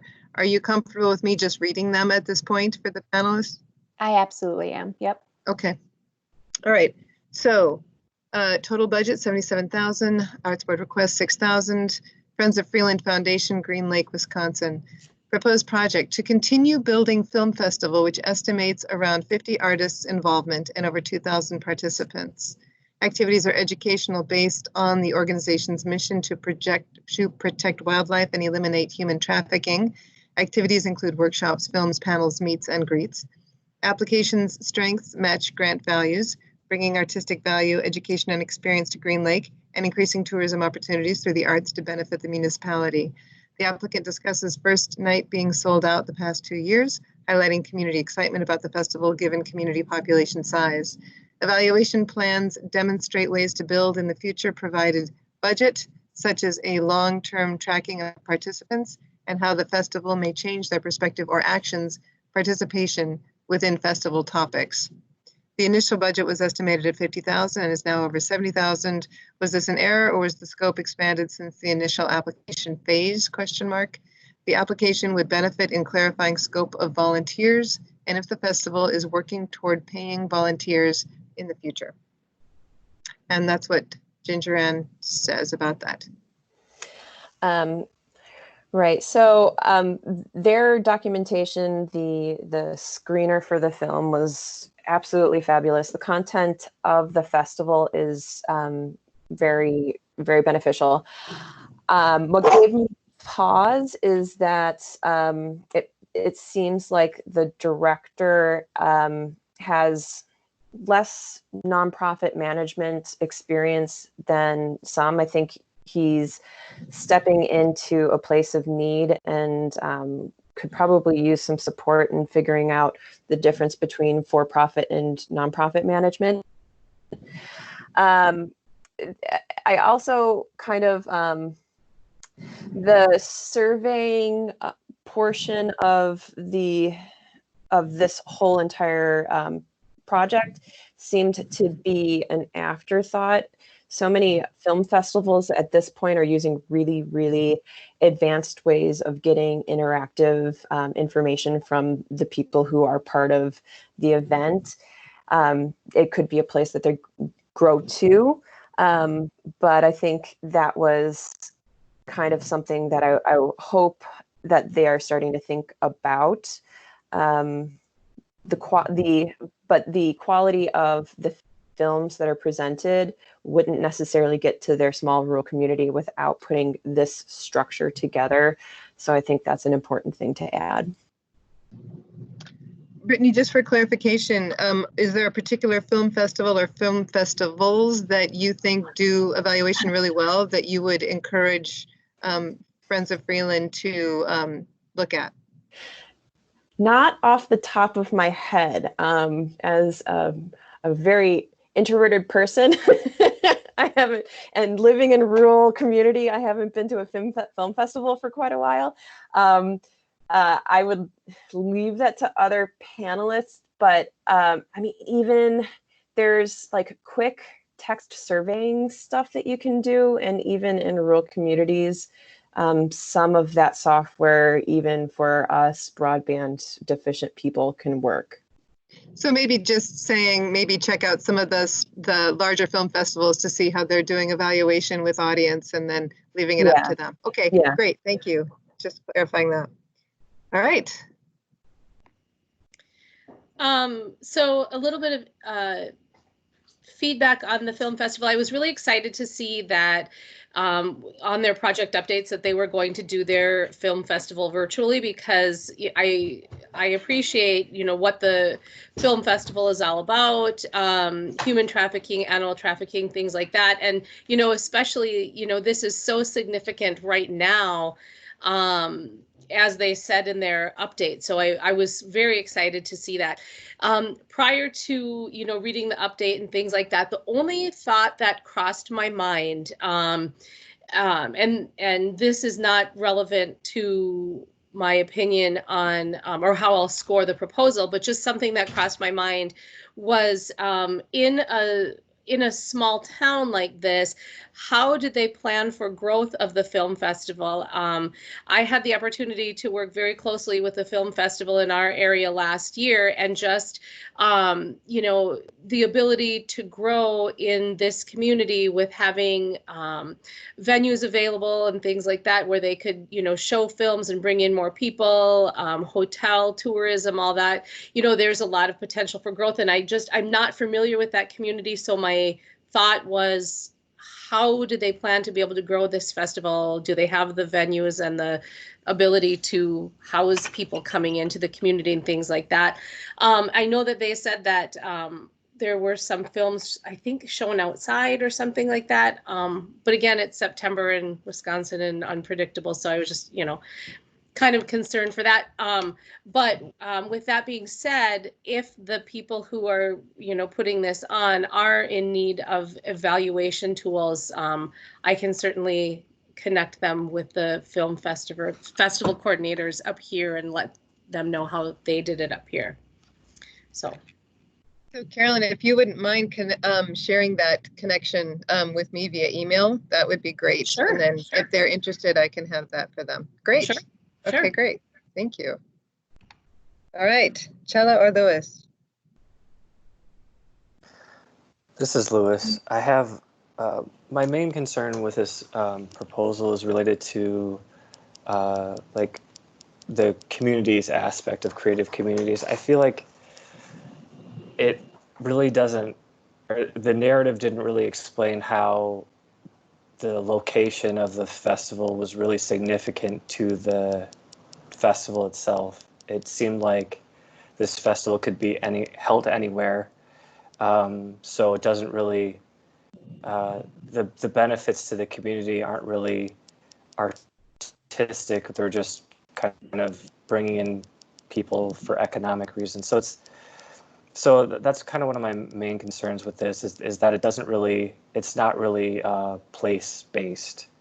And then you mentioned that they're going to do their festival virtually, and that's, I mean, I've kind of had that concern with another a music festival that was going to be in town. I mean, they were asking for sponsorship from the city, and we're not getting any sort of, we're not getting visitors for virtual festivals, so it's not really helping the city itself. So I think they could strengthen their proposal by really demonstrating that how human and animal trafficking is impacting their city or their area in Green Lake, and then also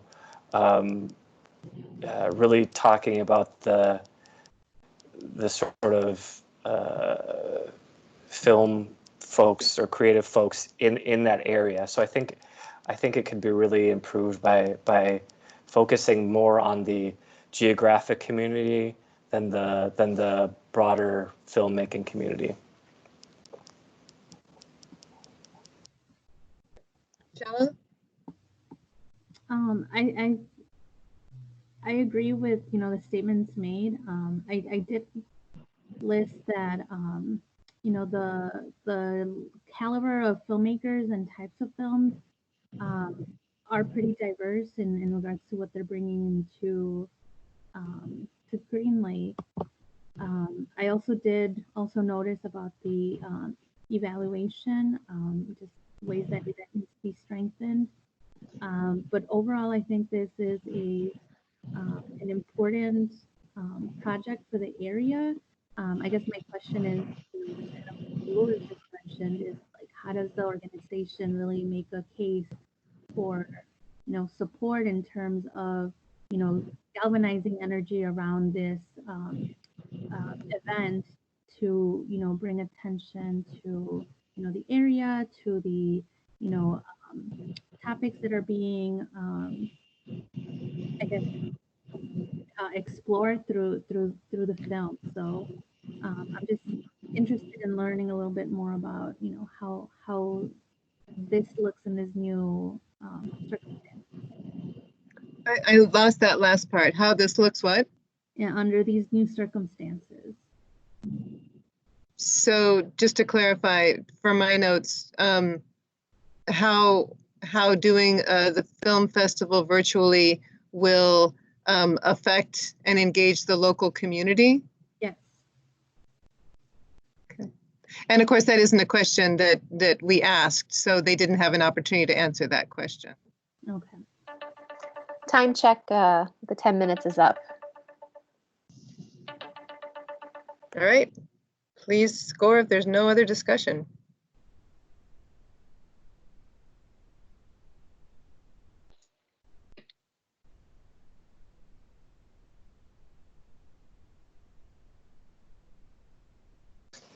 Lewis's score is in.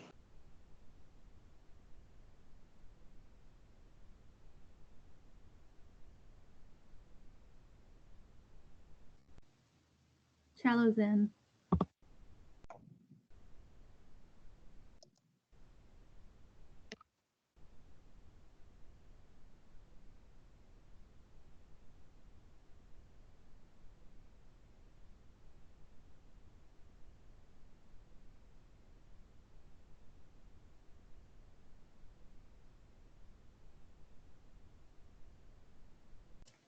Brittany's in.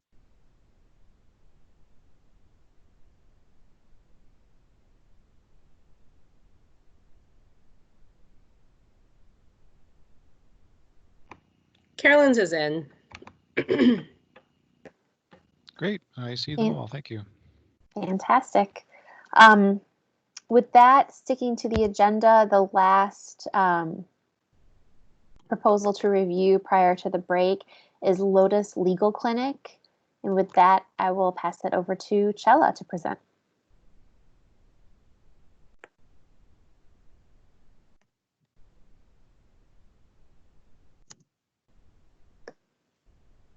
You guys heard me, right? Okay. Marcela?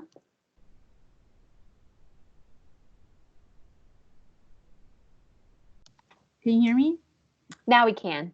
Okay, sorry about that. That's okay. All right. So Lotus Legal.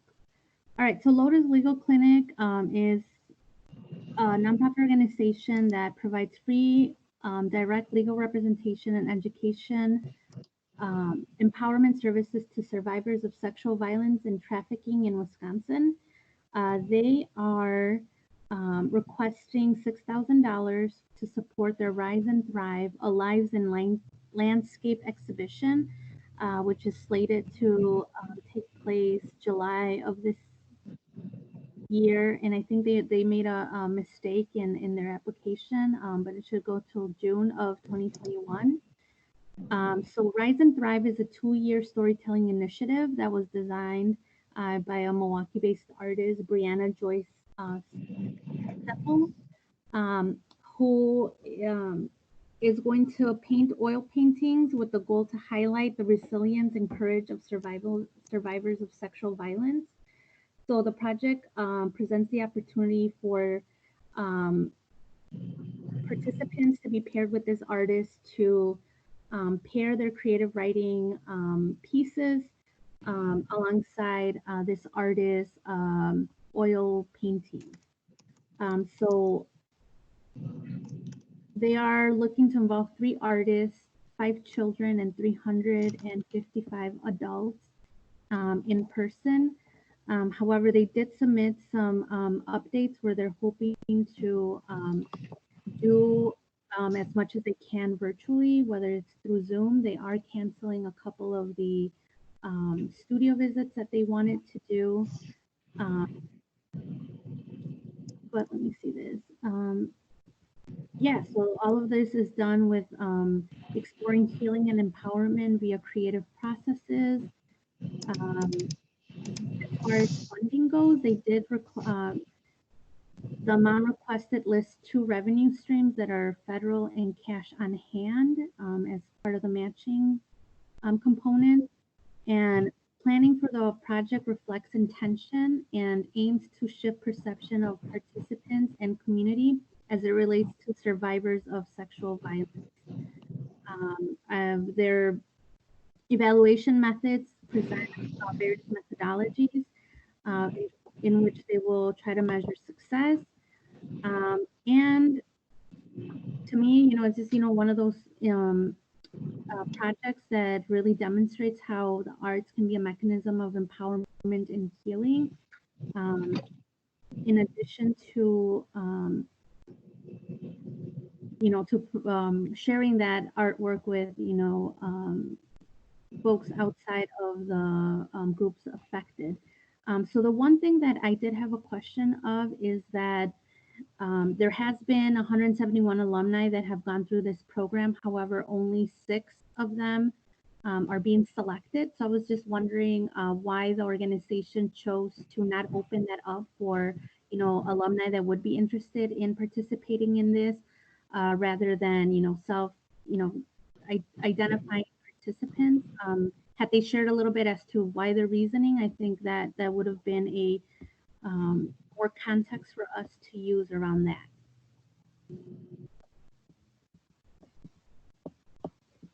All right, I'm going to actually see if anyone else can jump in while I pull Ginger Ann's comments up.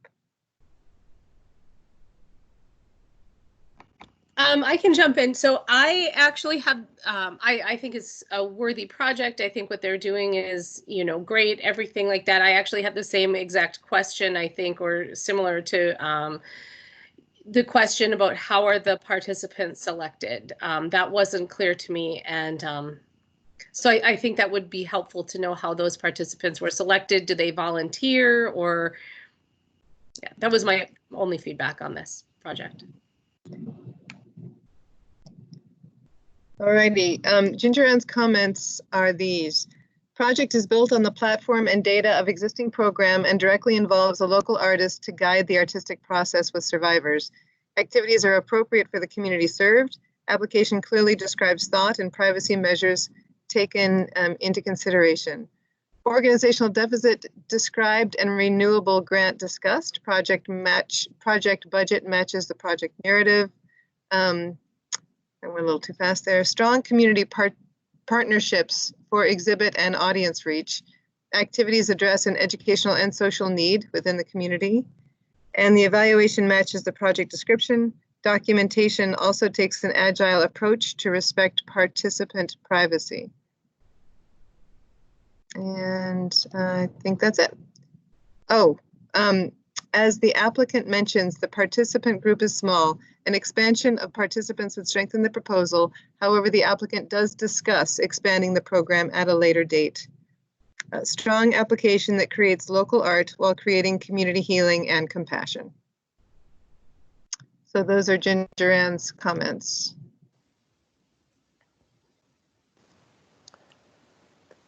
Other comments or discussion? This is Lewis.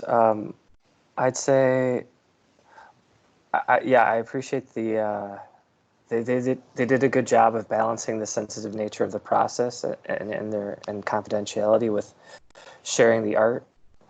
I think it'd be interesting to see how the participants in the program can come back to be mentors and kind of continue on with the program. I feel like while they are making art, it's more of a therapeutic process than actually developing the survivors as artists. But that's more, I don't know, conjecture. But I think it's but I mean, I think the practice of storytelling can continue to help. I agree. I think this was a strong proposal. I, as a second year project, perhaps they haven't thought about previous participation and how to create the next level. The merit is definitely inside the conversations with individuals and the storytelling. It seems like they're using the artist to do a very high level interpretation of each of those experiences to get high quality artwork for their magazine. And then also it is for sale basically at the gallery exhibitions. And I'm sure that can go online if that is necessary as part of this mechanism to support the organization. And to your point, the participants are participating specifically with storytelling. And I wonder what it looks like with other artistic processes if they could play around with the model in upcoming years. Carolyn? I had already shared my. Awesome. I was so busy looking at Ginger Ann's That's comments. Okay. That's Thank okay. you. And my scores have been submitted as well. Okay. With that, it's a minute and a half. So should we move forward with scoring? Sounds like Carolyn already has.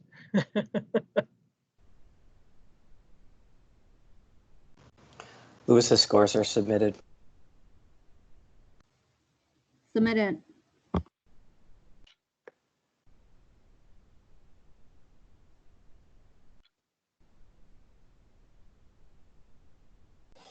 Brittany submitted. Okay, great. All right. Good. All in. So we have a break now. And Jen, my feeling is that we take 10 minutes, if that's welcome to the panel. I'll look at nods or head shakes for that one. Yes, okay, 10 minutes. And then I think if it's okay with you, Jen, let's jump back and do Cedar Center Arts. That sounds good to get the one Ginger was going to present. Yeah. Sounds good. Yeah. All right. So at let's say 10:47, we will reconvene. You can leave your computers on or whatever you want to do. Sounds good. All right. See you all then. Thanks.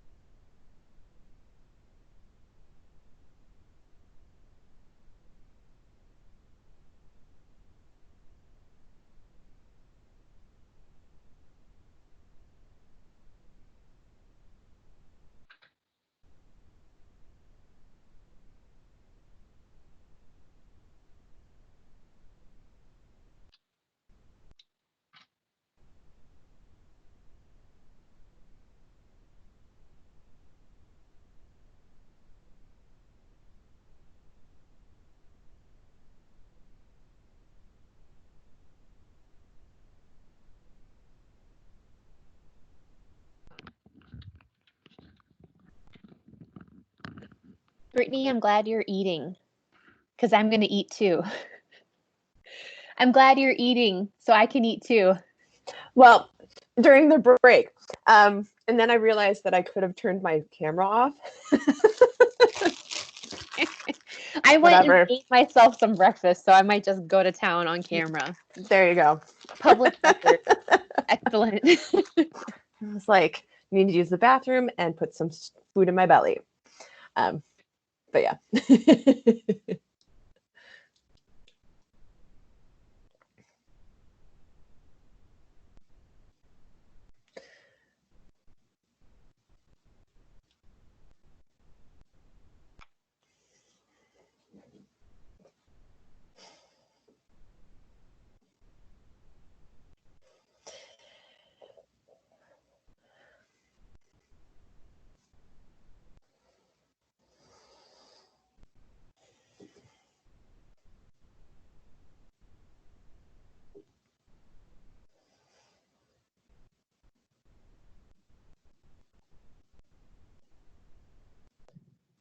Hello, everyone, again.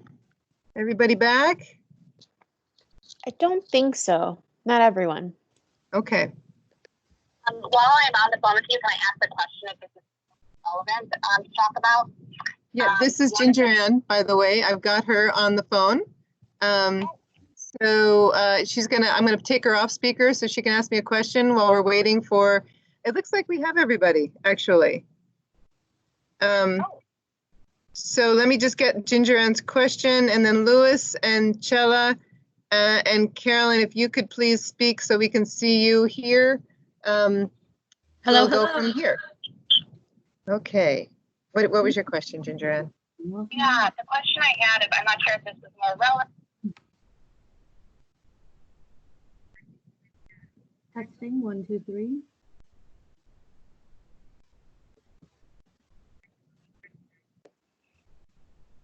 So You should Carolyn, definitely bring that into the panel meeting, Carolyn. I mean, Ginger. Okay.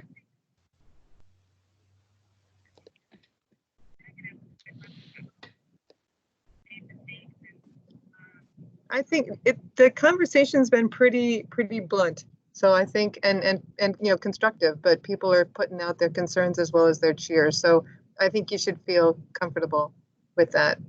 Okay, I'm going to add you in then. Okay, we're trying Ginger again via this, and looks like we have everyone else. Louis, you're on too.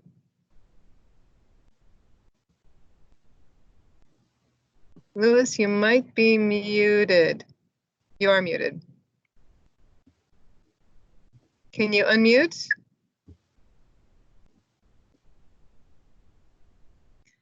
Hello. One of my Zoom heroes has often said on these meetings, when technology or other glitches come your way, take it as an opportunity to breathe deep, do some stretching, connect with your inner.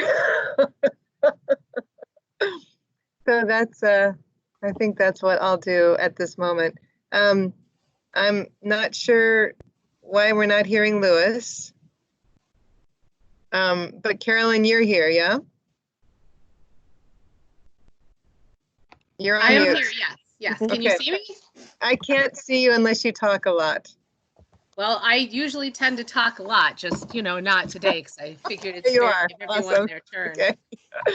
And Louis, I'm going to try you again. Are you there? And can you unmute, please? Sometimes 10 minutes just aren't enough. All right. Well, Ginger Ann, this is what you've been missing. Unfortunately, they sound even farther away than the speaker. Maybe they're sounding pretty distant. You guys hear her? Yes, I can hear her. I have headphones on, so I can try to remember to turn my mic up really loud when I'm speaking, if that helps. and then, for my ears' safety, turn it back down. Okay, great. Ginger, how was that? That was Brittany. Can you hear her? I can hear her, but you sound far away now. I am far away now. Okay, I'm going to give you up to Carolyn. Here we go. Carolyn, Okay. Can you say something? Oh, hello. How are you? Hi. Okay, I can hear you. Hopefully. Great. Okay, Chella, can you please say a few words to Ginger Ann? Hello, Ginger Ann. Welcome back. Hi. Thanks. Okay, so it sounds like you can hear them all right. I can hear them. Great, all righty. And we are waiting for Lewis. And so I am stomping on my my urge to just start because I don't think that would be a smart idea. But we will start in a couple minutes if he's not on at 10:55. Does that sound right to you, Jen? The challenge is that Lewis is the second reader for Cedar Center Arts. So, and that's the one we want to do next. I guess, yeah.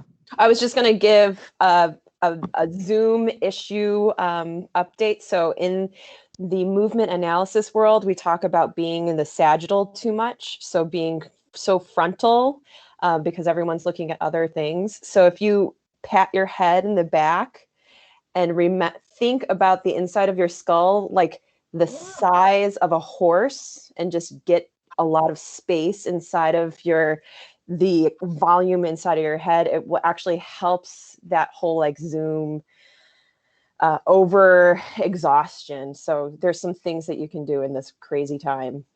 That's great. I love that. That's awesome. All righty.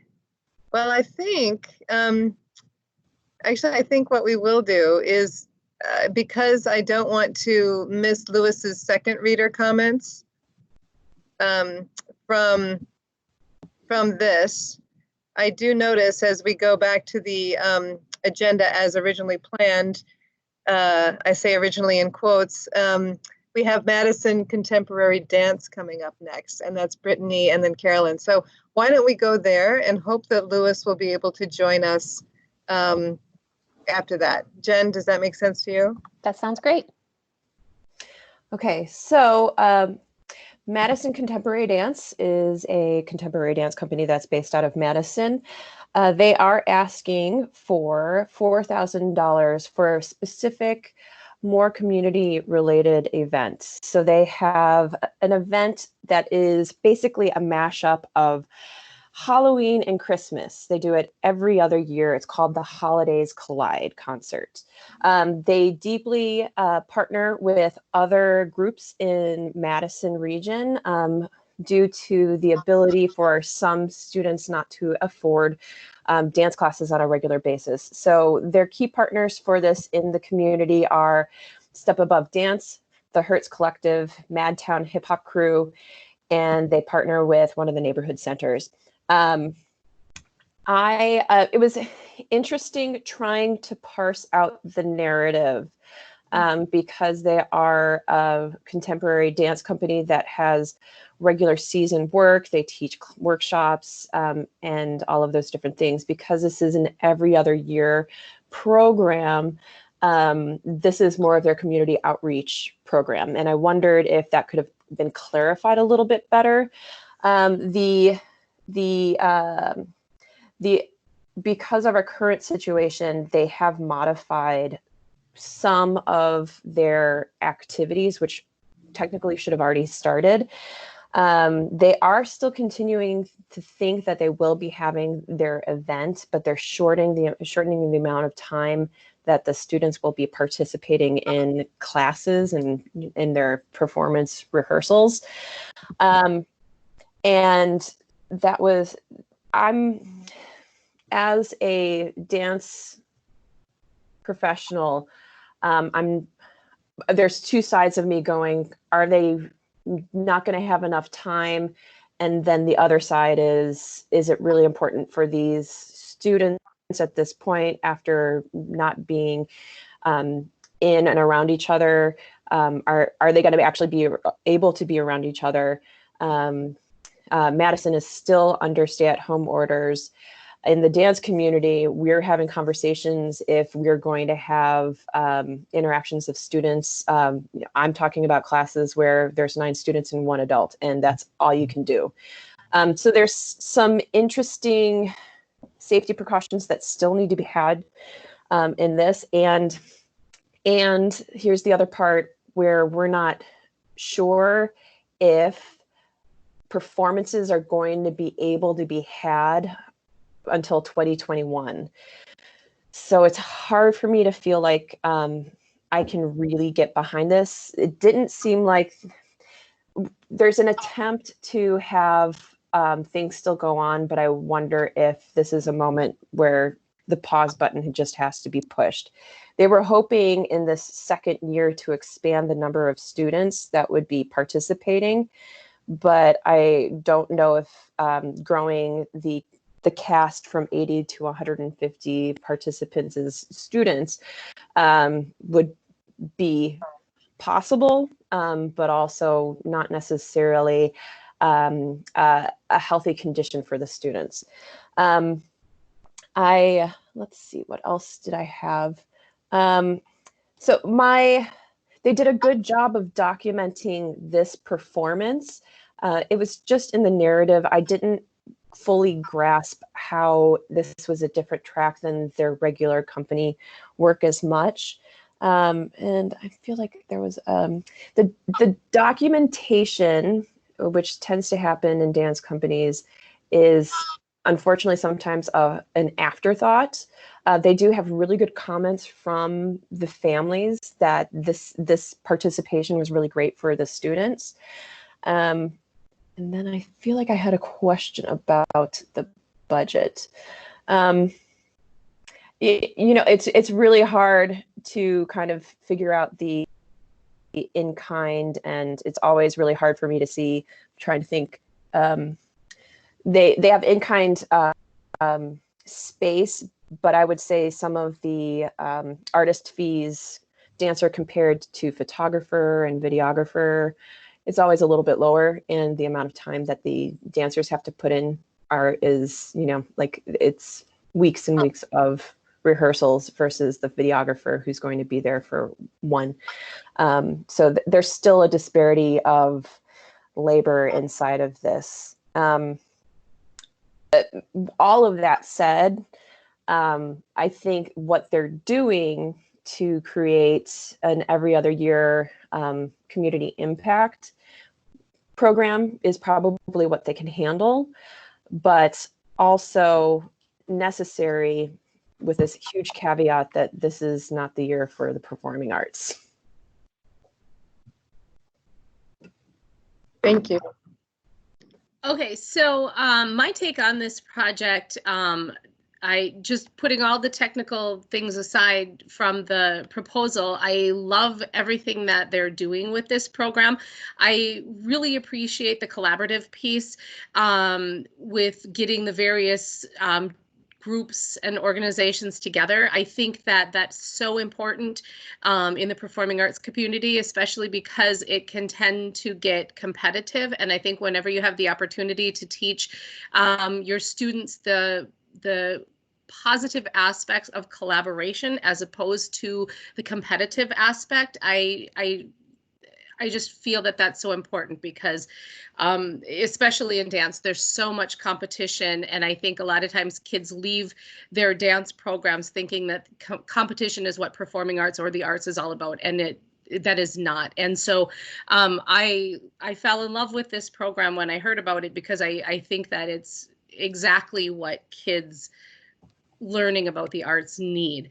That being said, I did have the opportunity to read their update and the fact that they're doing things on Zoom and they're concerned about their intensives and they're concerned about, will they be able to do their performance and things like that. My personal opinion on that is, I'm teaching 300 kids a week via Zoom right now with very little numbers that have dropped out of our programming.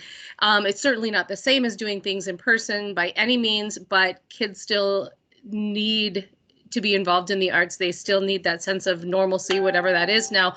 And they, you know, I think that it is important for us to do our very best as teachers and as adults to keep kids involved and keep them going and keep them motivated. So even though the intensive might not have the same outcomes that it normally has, I think it's still important to follow through with it. And because there is so much unknown in the performing arts community as far as what we're going to be able to do, whether that be gather, perform as a group, what have you, I think that if we were to just say, oh, let's just give up on this altogether and put it off towards another year, I think that would be a mistake. My personal opinion is that it's best to just continue with things the best that we can right now. And when the time comes, if you can't follow through with a performance, then you can't follow through with a performance. But if we were to give up now and then find out 5 months from now, 6 months from now, that we could have followed through, then that would be a bigger disappointment. So I still support what they are doing and trying to do. So, and I'm sure, you know, as creatives, they could certainly come up with some alternative plan for some type of a virtual concert performance, what have you, even if they don't have that plan in place right now. Carolyn, can I ask you a shop question? Sure. Are you feeling like anyone at the like the state conversation level is helping dance schools get through this with guidance? No, not really. Only because I have been searching for information as far as what to do with our organization, and I can't find any specifics, both at the local and state level. And I've also been working with like karate schools and gymnastics academies and things like that. And just trying to figure out, I'm aware of guidelines on other organizations that I sit on the board for and things like that, but not with dance. I don't have a clear answer at this point. So I'm kind of just sitting there waiting to figure out what we're able to do in person and not. So I'm going to just throw out here quickly a little off topic that we've been doing. The Arts Board has been partnering with Arts Wisconsin to do listening sessions. We're going to be pulling together the dance groups to do that. We were thinking about the nonprofit dance groups, but we could certainly broaden that into like a part 2 with dance schools. So just a note, and I'll hope to follow up with you guys on that. As a quick WAB for the grading question, since we're talking about this. Yeah. When we're talking about the applications and grading, are we grading part of it based on the and what their updates are, or should we be grading it as if, just based on the project they proposed without thinking of COVID-19? Because in some ways you can look at they might need to postpone things are changing, so there'll be different recommendations, or even an aside where it's not as less reflected in the grading, but more something that WAB would put to them that, this is, what we have, this is what you're funded for, but if X, Y, and Z doesn't happen, or this is something you're going to need to follow, where it's a little bit of an addendum versus but what are your guys' recommendations for that? So we asked people to give us updates because we do want you to consider the current situation. It's really hard to consider this in a vacuum. So, so definitely do that. But also know that if we've had this, whether it's COVID-19 or not, if for some reason an organization gets a grant and then something happens and they're unable to do it in the original time frame, they are allowed to come to us with a request for extension, and they can extend for up to a year. So, if they're going to keep the main pieces of the project in place. Jen, were you trying to say something? Yeah, I completely was engrossed in the conversation and I lost track. We're at 10 minutes, so just so we're aware of time. Thank you. All right, I think we should probably continue hearing from the panelists, but thanks for that update. It's been some applications take longer than others to parse through for sure. All right, those who haven't talked, Ginger Ann, did you want to share some thoughts? Yeah, just based on that, then looking at COVID-19 and having that as a part of the grading, what they have written right now, I think there is concern about whether or not it's useful, and when it's placed. I do like one thing that I noted on there is that they are working with some locations to performances that are underserved. So I like that there is some increase in who they're collaborating with within community. All right, thank you. Were you able to hear that, folks? I'm seeing nods and kind of yes. Okay, good. Carolyn was not. Ginger Ann was saying that she, a number of important things, but also she's really liking the way that she's collaborating within the community. That was kind of that last piece, if you didn't catch that last one. Okay, all right. Louis, do we have you on here? Yeah, I don't have anything to add. Awesome. Okay. Chella? Nothing to add. Okay. All right, then please score everybody and hit that submit button.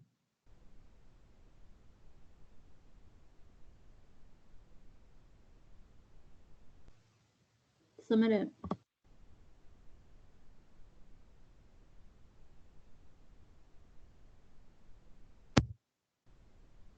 Just a heads up, we're going to go back to Cedar Arts Center, sorry, when we're, Cedar Center for the Arts, when we are finished with this scoring.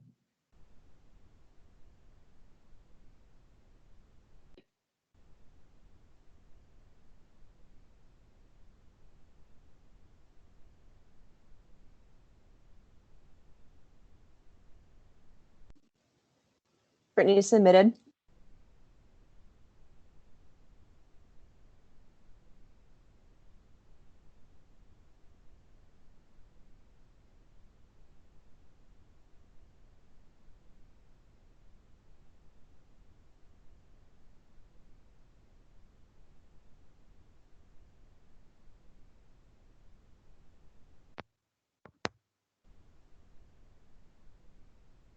Ginger Ann, are you able to get onto Smart Simple and continue doing the comments and scores? Yes, I can. Do we need, do you want us to be submitting them as we're in discussion, or Yes. is it okay if we, okay.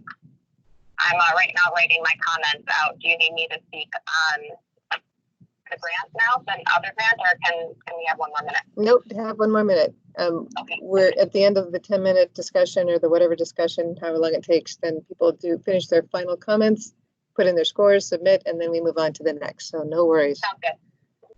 I've submitted my scores.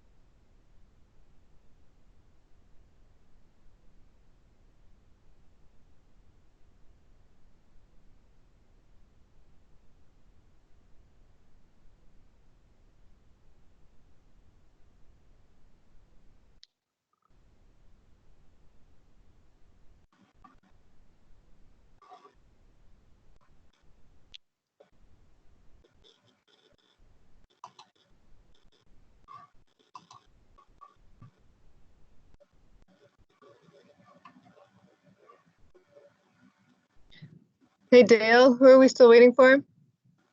Just Ginger. Okay, great. That's fine. I wasn't hearing from everybody. Perfect.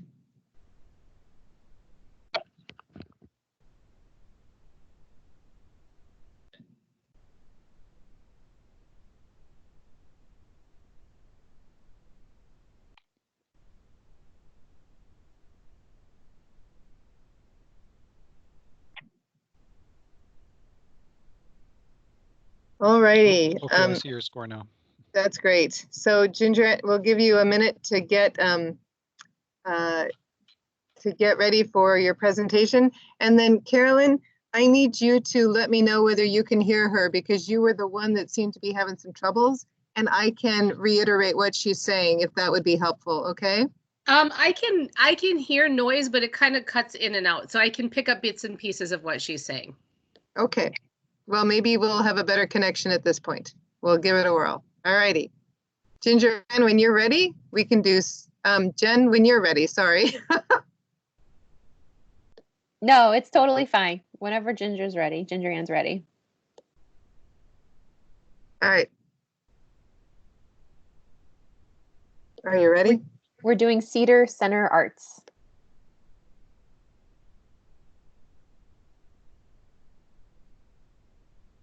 Ginger, are you ready or do you need a minute? Sorry, I was on mute and didn't notice. Okay. She was on mute. Okay, here we go. Away. So, unfortunately, the grant for me just is a heads up saying that it's just paused. So I have my notes. I'm going to review the notes because right now I can't view the physical application itself. So Cedar Art Center, it's in Green Bay, Wisconsin. They're requesting $1,500 for $3,000 total budget for the project. It's through Art Garage, and the proposed project is A Way Out, which is a mixed art show that highlights poetry and reading and artwork by current and release prisoners. The applicant highlights strong partnerships with Mosaic Arts and Sanger B. Powers Correctional Center for project implementation. The project creates opportunities for underserved community participation within the arts and offers inclusive ways for new voices to be heard and perspectives to be seen through the development of art. The project, there's artistic education and cultural value within this project. Once the artwork is created, a showcase will be open to community, and the partners plan to engage with high school English and social studies teachers to attend shows and write perspective pieces on their experience, which will create another level of engagement within the project. Strengths that I saw of the project is the applicant has listed well-thought partnerships and a network to make this program possible. The activities address the needs within their targeted participant audience and provide outlets that enhance community. The evaluation plan demonstrates areas to expand the program in the future, and they estimate about 35 artists and participants for the showcase, around 150. I believe that there's a couple things with this application, one of which has to do with the evaluation, and I would have liked more scope of the evaluation of how the evaluation is different from the show to the evaluation of the workshop offered to current and release prisoners, and how that's different, and then also who they're collaborating with from the workshop side of how you ask questions, because that's something that would be, I believe that there would need to be another partner for that type of survey when you're surveying underserved and often unheard and marginalized community. Another concern that I had about the project, and I'm wishing that it would pull up because I don't have exact quotes, but there's a couple of times where they're talking about someone can help me with that word right now. Recidivization. They also are referencing within the writing. There's a couple times where they reference that the participants is acknowledging poor decisions made, and for me, that was an immediate sense that there's already a judgment placed on the community that's being served, and so that was something that I did have concerns about, just in terms of by talking about poor judgment, actions made, and how we're trying to avoid bad actions in the future. It's I feel like you need to come from it there's a judgment there that is concerning of how open or how people are going to feel that are participating within these workshops. But this is an area that I don't have as much experience in, so I'm not sure if that kind of language is something that regularly occurs, but that was a warning sign for me about just perspective of the community that was going to be served by the workshop. Thank you. Louis, I think you're second.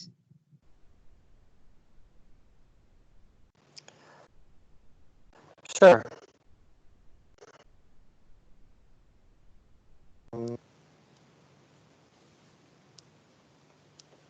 I thought for the project, they mentioned that the works would be displayed and potentially sold to raise money for an as of yet unknown charity. I think that could have been more fleshed out, or even used to support this program itself. Yeah, I appreciate that they were going to invite school-age children to be invited to learn about and reflect on the art, to make it more, or to improve the outreach. Let's see.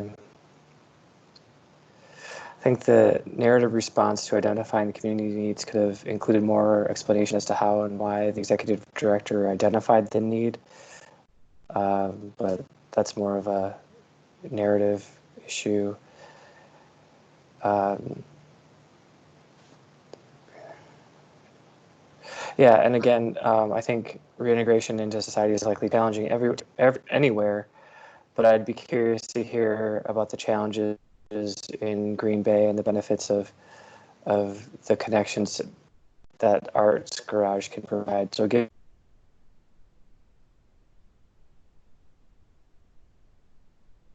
Louis, you just froze, so hang on a minute, and I'm going to ask you to repeat as soon as you unfreeze.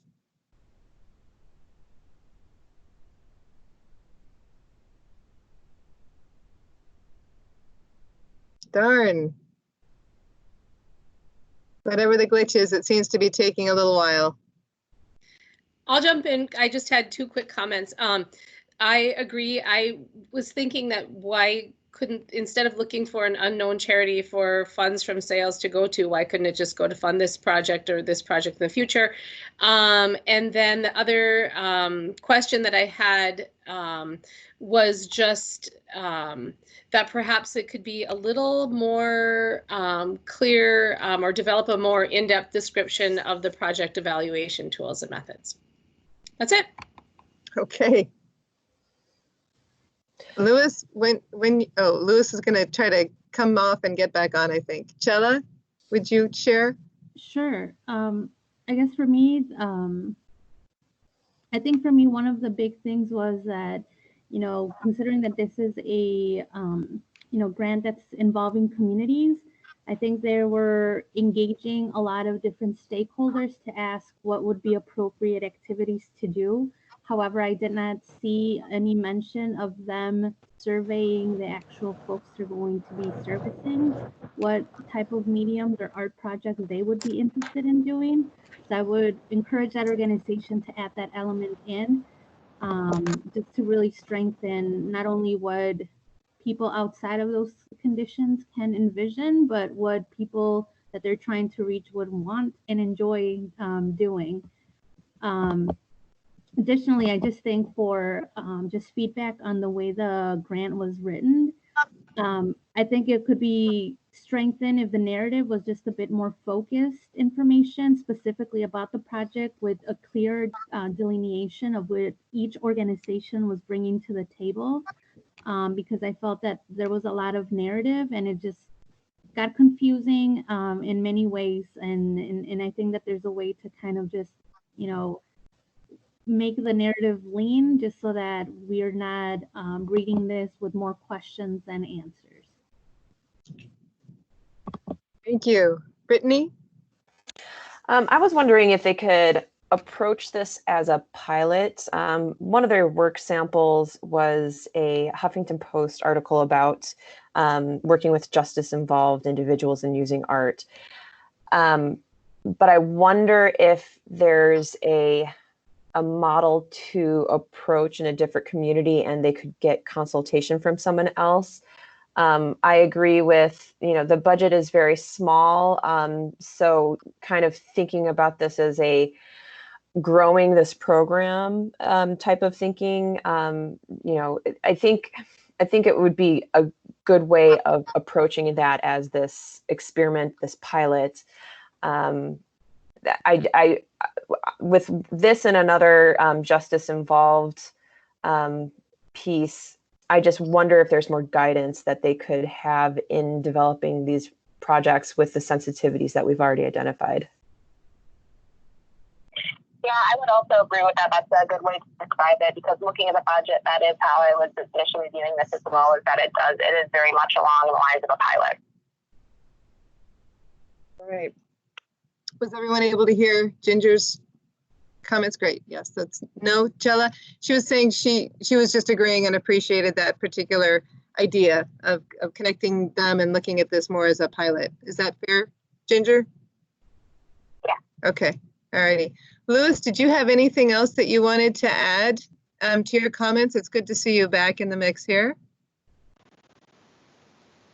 Yeah, I I'm not sure if you heard the last thing I said, but it was just related to how I said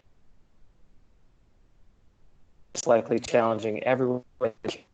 The challenges in the Green Bay area and the benefits or connections that the Arts Garage can provide.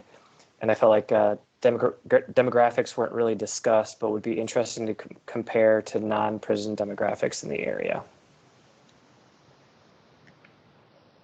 So we got most of that. It basically, can you synopsize your comment one more time about demographics or whatever that piece was? Real quick. Yeah, it would be interesting to compare non-prison demographics to demographics in the area. Because you feel like what you got was demographics in the area of non-prison and you wanted to know the prison, or you didn't have a wide scope of the demographics? Okay, so just for context? Okay, anything else anyone has to share? All right, I think we can score them. Thank you.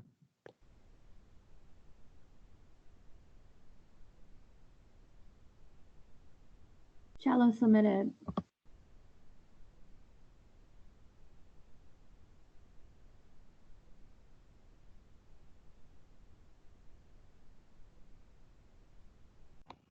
Carolyn submitted.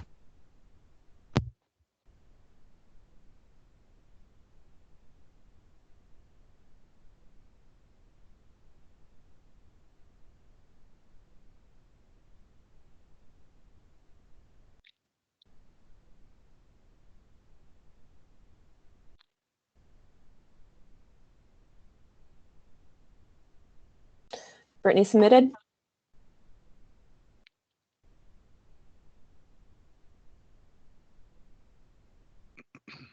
Lewis submitted.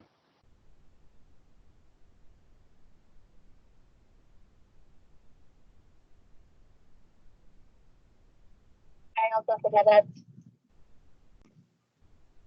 Fantastic. I do see them all. Okay, great. Excellent. So with that, the next presentation will be on Milwaukee Classical Guitar Society. Lewis, you have the floor.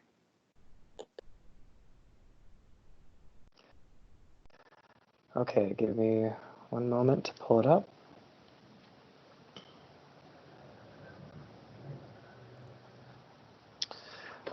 Their project is called A Taste of Home and is in its first year. It's a classical guitar house concert series featuring musical pieces and food from different nationalities, aiming for a strategic outcome of engagement. They chose house concerts to make the classical music feel more approachable and inclusion of food to increase sociability. And then the musicians will be selected from the Milwaukee area. The concern I had about with the current pandemic, physical distancing would be that the house concerts may need to be smaller or be in a bigger place due to current health recommendations. The budget's thorough and deficit doesn't appear to be too challenging. The community that participated in the planning are fans, so I think that, you know, reaching beyond that community would be helpful, or trying to figure out how to reach beyond that community. But since it's in its first year, I think in some of the previous applications we've kind of discussed that it's probably okay in a first year project to sort of, you know, build up your base. Yeah, so they're partnering with homeowners and restaurants. The music comes from a diverse background. I'm not sure that the audience will be, but hard to know. I think the evaluations are good, and I think it would be interesting to see if the restaurants get a positive boost in patronage. I think, because since culinary arts are art too. But yeah, I really like the inclusion of food. I think that this was kind of a good addition, or a good partnership. Let's see. Yeah, I think again with reaching outside of this for like other specific constructive comments, I think reaching outside of the classical guitar fans would be helpful, and then also connecting with school children, especially from underrepresented groups, would be good. And then like connecting with existing classical guitar teachers, so it grows the classical guitar playing cohort of young people. Thank you. All right. Cello. So yeah, I agree with the points raised. I think the fact that they're bringing such high caliber musicians into very intimate settings and modeling this after other successful models in other cities, I think is very worthwhile.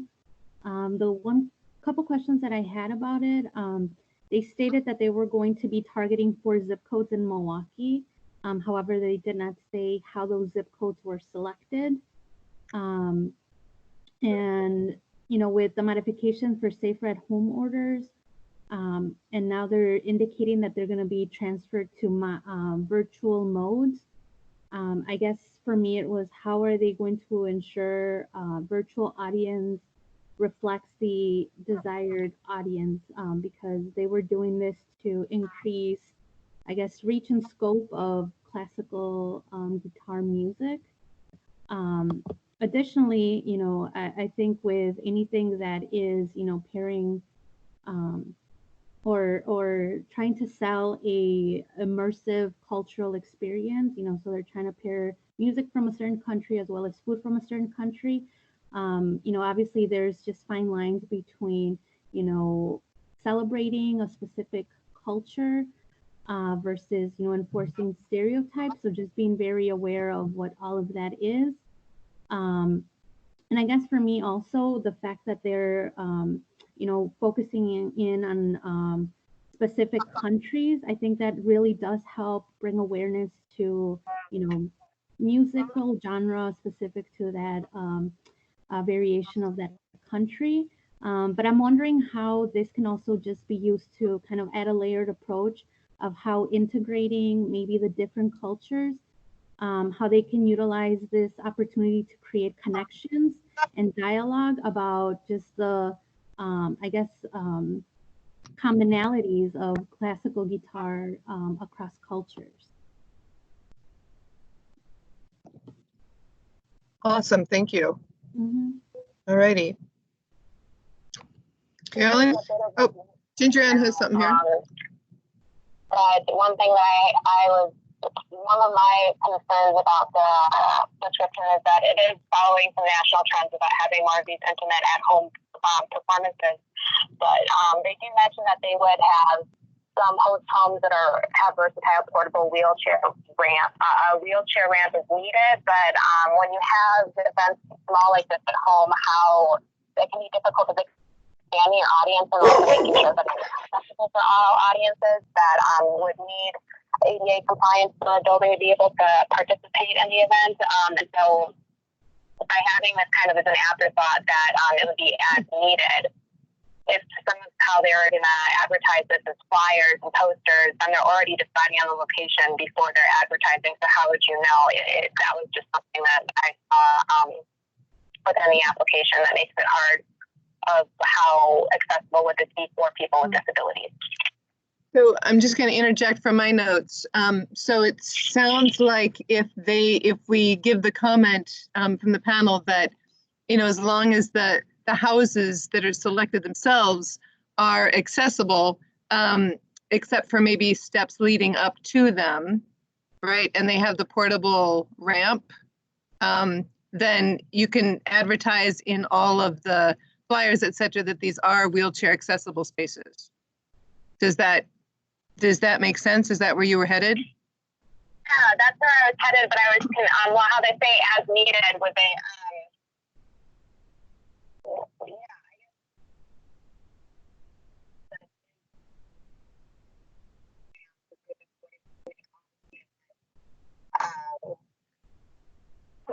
be open to everyone. So then then maybe something in the comments is, well, and this is a moot point because they're doing this on Zoom now, but if this were to, there's to be a follow-up where this then is reactivated with the original plan, having something within their flyers that mentions, if you need this, let us know because it's available so that people know that this opportunity is available to them. Right. And one of the caveats of our grants is that they be held in accessible spaces one way or the other. So, or spaces that can be made accessible easily. But that's something that we can certainly share overtly. So thank you for that. Sometimes when a project happens in a historic building that is not accessible, then we work with them to find out how to make the significant pieces of it accessible, whether there is, and there are a variety of ways to do that. But one way or the other, thank you for bringing that up. Did you have anything else, Ginger Ann, or should we go to Carolyn and Nope. Brittany? Okay, great. Thank you. We're at 2 minutes, just so you guys Thank know. you. Thanks, Jen. So a couple of things that I had, so when I first read the project and before it was proposed to be a Zoom type of a concert, the one thing that I thought of was it looks like there are a couple of the artists that were willing to just, perform for free. Some of the other artists were going to cost between $800 to $2,000, which again is, fine. But my thought was, for these artists that are either costing more money or all the way around, there was really not a significant increase in the price of tickets.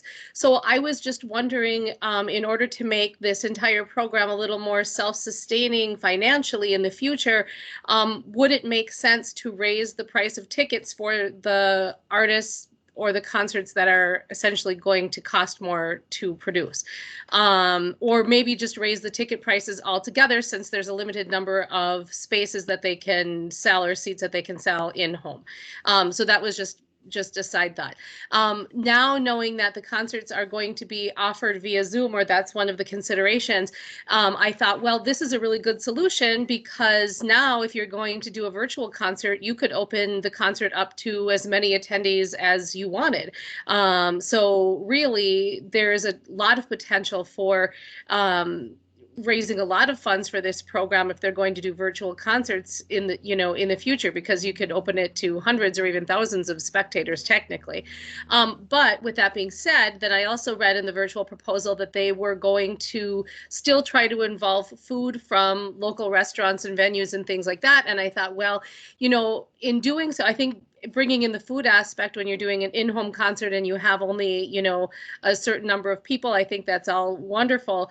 But how will that local food piece work with virtual settings? Will they continue to only keep this project open to people in the Milwaukee area, or, which would again somewhat limit the number of people that could attend, or will they do something different with food? I'm just not really clear on that piece. So those are my questions.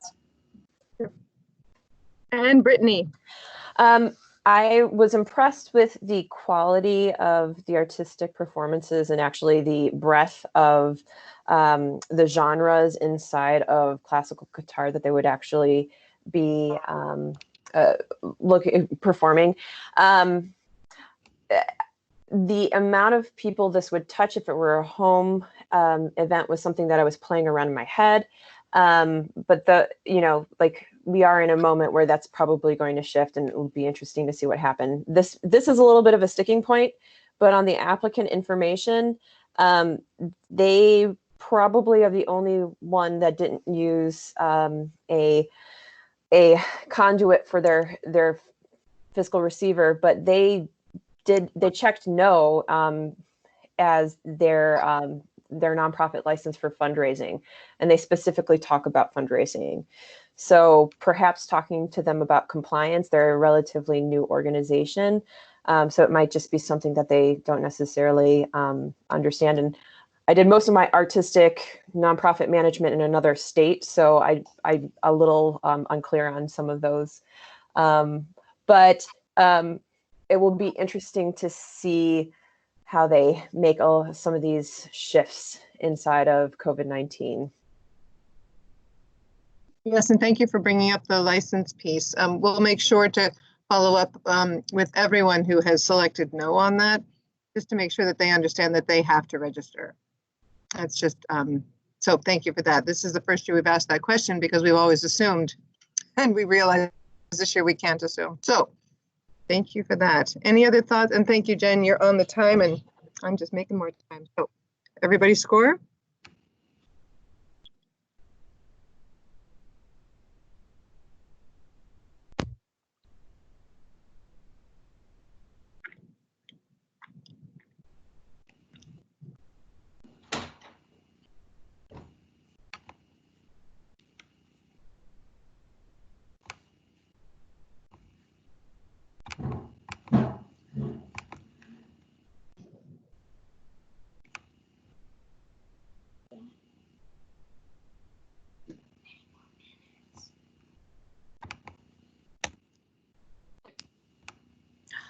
Just a little bit. Chella submitted.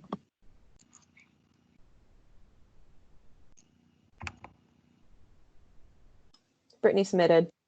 Carolyn has submitted. Awesome.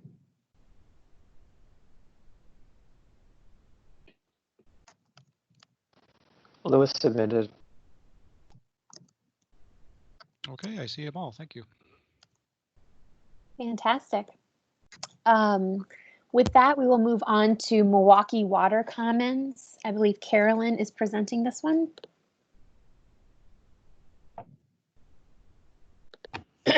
Okay, so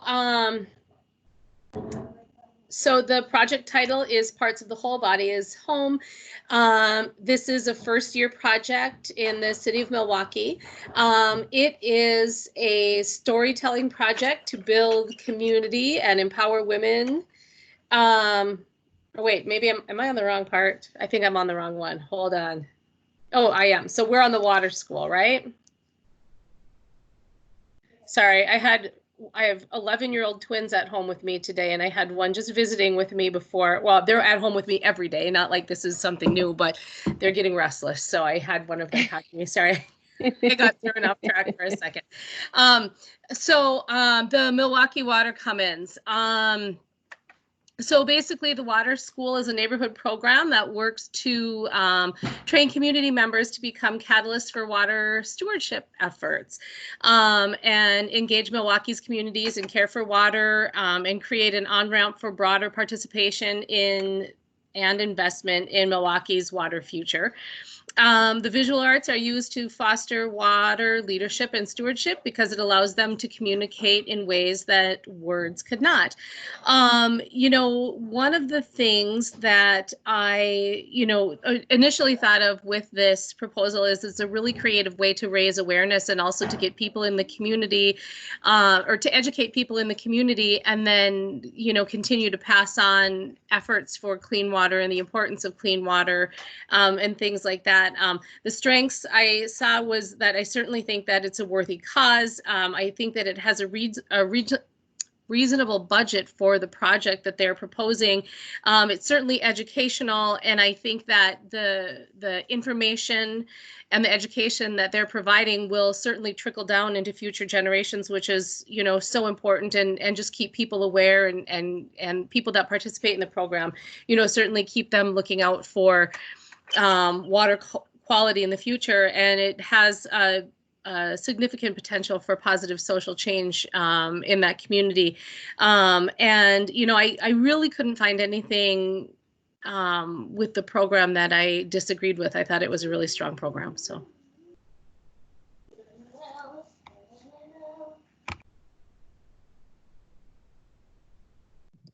All right, second reader, please.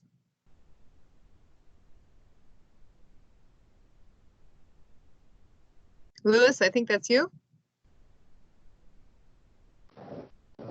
Sorry about that. Let's see.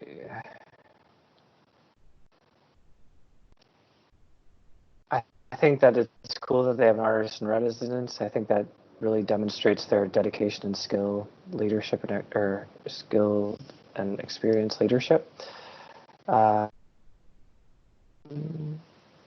Budget doesn't have any red flags. They have a long list of community partners, which is great. Lewis is cutting out. Let's see. Sorry, did you hear me say that the long list of community partners is great? I think the description of the data collection used a bit too much jargon, but I mean, the evaluation seems appropriate nonetheless.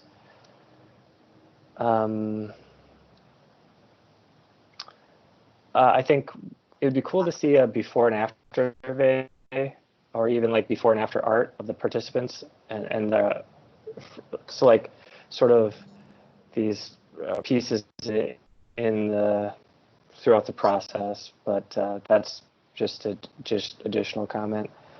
And it would be really cool to see if the this artwork that they create could be transformed into more of like a public art project, like on a blank wall or billboard near the important water sites that they talk about. That's it. Thank you. All right, thanks. Who else would like to add their thoughts first? I'm going to recap a little bit of what it cut out of both speakers.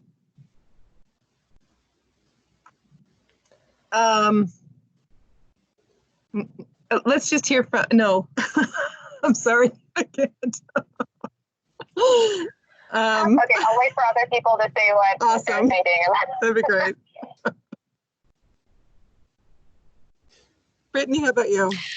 I really I love this program. I think there's a lot of layers inside of it. I agree. Maybe some in process work samples that would be very helpful for the work sample storytelling. Even saying that some of the pictures do convey that the students are really engaging in the process, which I think is really great. I thought it was pretty strong. I do agree with the evaluation. It could have been worded a little bit differently, but I guess who, when, where who's really doing it sometimes is very confusing for evaluation. But I think being more concise about it would be good. Chella?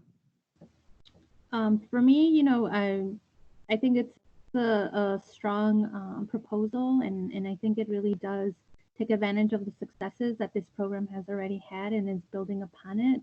Looking at the organizations and groups that they're collaborating with, I think is a good representation and a diverse kind of, collection of folks to be engaging in this type of work that, as stated by other panelists, is very critical in regards to, our role within, just keepers of, our environment.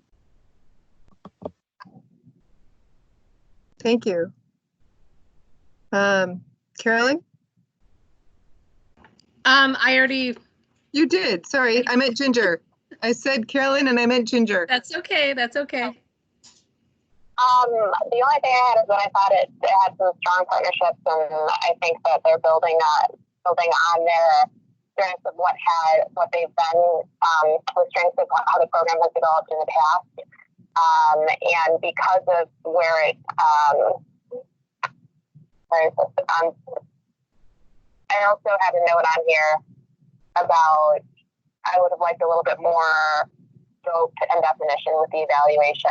And people are cutting out, so I'm not sure if I'm saying things that people have already said. If you are. Okay. Yeah, that's it for me. All right. Great. Then please score if there are no other comments or questions.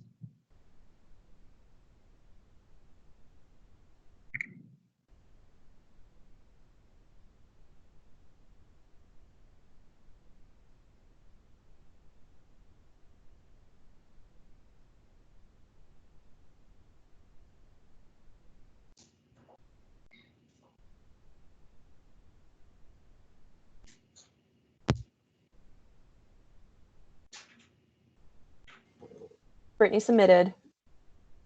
Carolyn submitted. Lewis submitted. Chela submitted.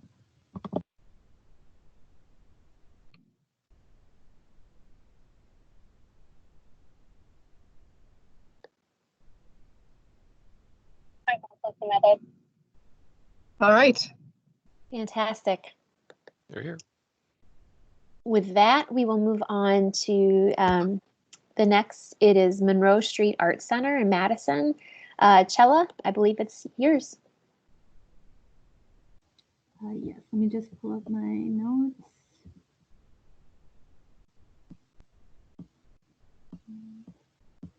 Where are you, Monroe? All right. So Monroe Street Art Center is a nonprofit organization based in Madison, whose mission is to engage community of learners in exploring the arts and developing the creative self. They are asking $3,250 for their Music Together Generations program that will run July of this year through June of next year. The program is intended for children ages 2 months to 5 years of age, as well as their caregivers, where they'll be able to engage in instrumental play, rhythm changes, and movement. And what they're trying to do is partner with a community center that's not too far away from their location to add a level of intergenerational interaction by working together with older youth, older participants. They are looking to engage one artist. They'll engage with 20 participants, 12 youth that are going to meet criteria that are in the poverty line, limited English proficiency, as well as at risk, and 25% or more will be Asian, Black, and Hispanic. Let's see this. And so the new component, this is a new component to an already successful program that is grounded in the interest for intergenerational interaction based in music. The narrative would be strengthened if the framework for this approach was listed and used to guide the evaluation and outcomes. It is stated that the organization is committed to working with populations that are economically disadvantaged through their work with Bayview Community Center, which will call for an investment in staff and resources that meet the linguistic and cultural needs of the new populations that they are aiming to serve. I know in the proposal they listed language barriers in regards to being able to offer surveys. So, one of the suggestions is to provide translated surveys just so that they don't miss out on collecting the data that they want to collect. I guess bigger picture, my question was more, related to the specific needs. What they're saying is that, their usual program participants and patrons are of a different, socioeconomic background than the community that they are trying to connect with. So, my question is just, the intent. Is this a project that they are ready to really take on? Because branching out into this new demographic obviously has implications, and it's not something that is just, we try and drop. So I guess those were just my concerns in regards to that, as well as there was not a letter of commitment included, considering that, a lot of this is happening between two organizations. I would have wanted to see a firmer stance of, spirit of collaboration, and most importantly, what each organization, outside of just, kind of introducing these different demographics together, would bring to, sustain this program.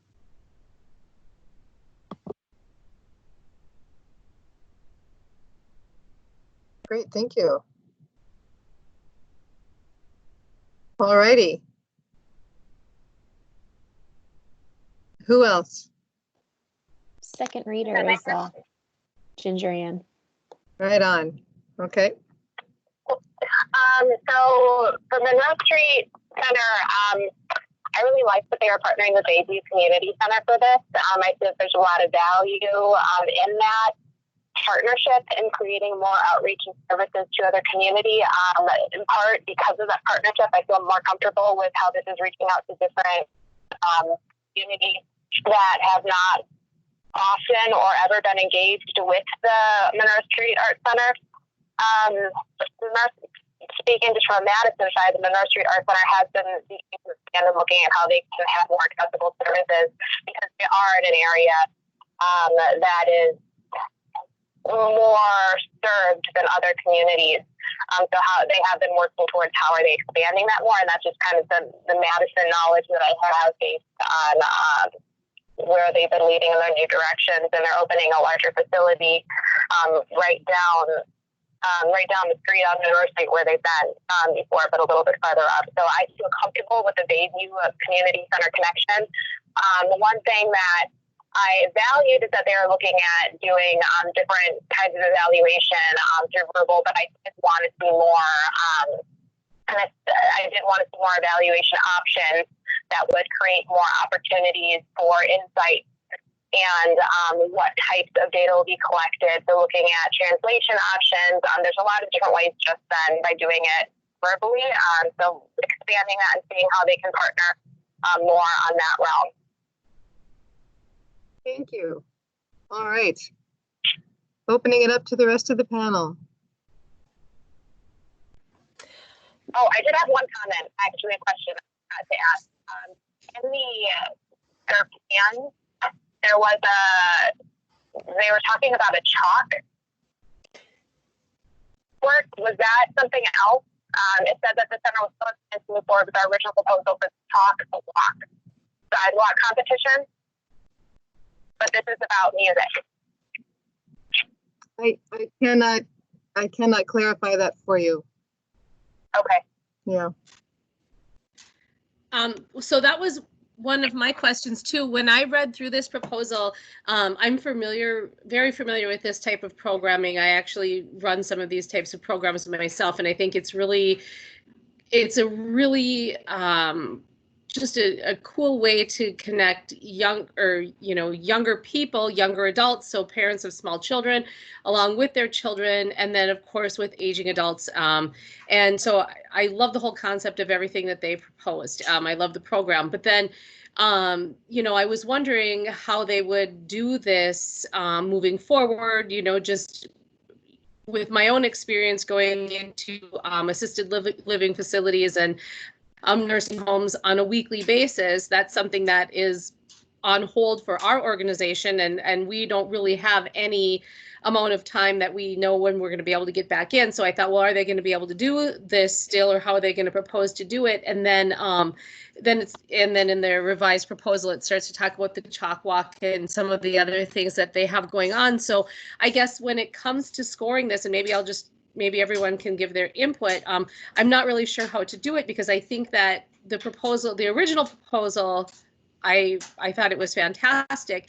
Not that I don't think the proposal is still worthy, but I'm just not sure if they're going to be able to follow through with it. So I'm not sure how to score it, because I don't know what the chalk walk and some of these other things are. Are they planning on, if they get grant money, to transfer it over to these different programs, or I'm not sure how to proceed with this one. I will say it's possible, and this is me guessing. I don't know. It's possible that they confused this application with another.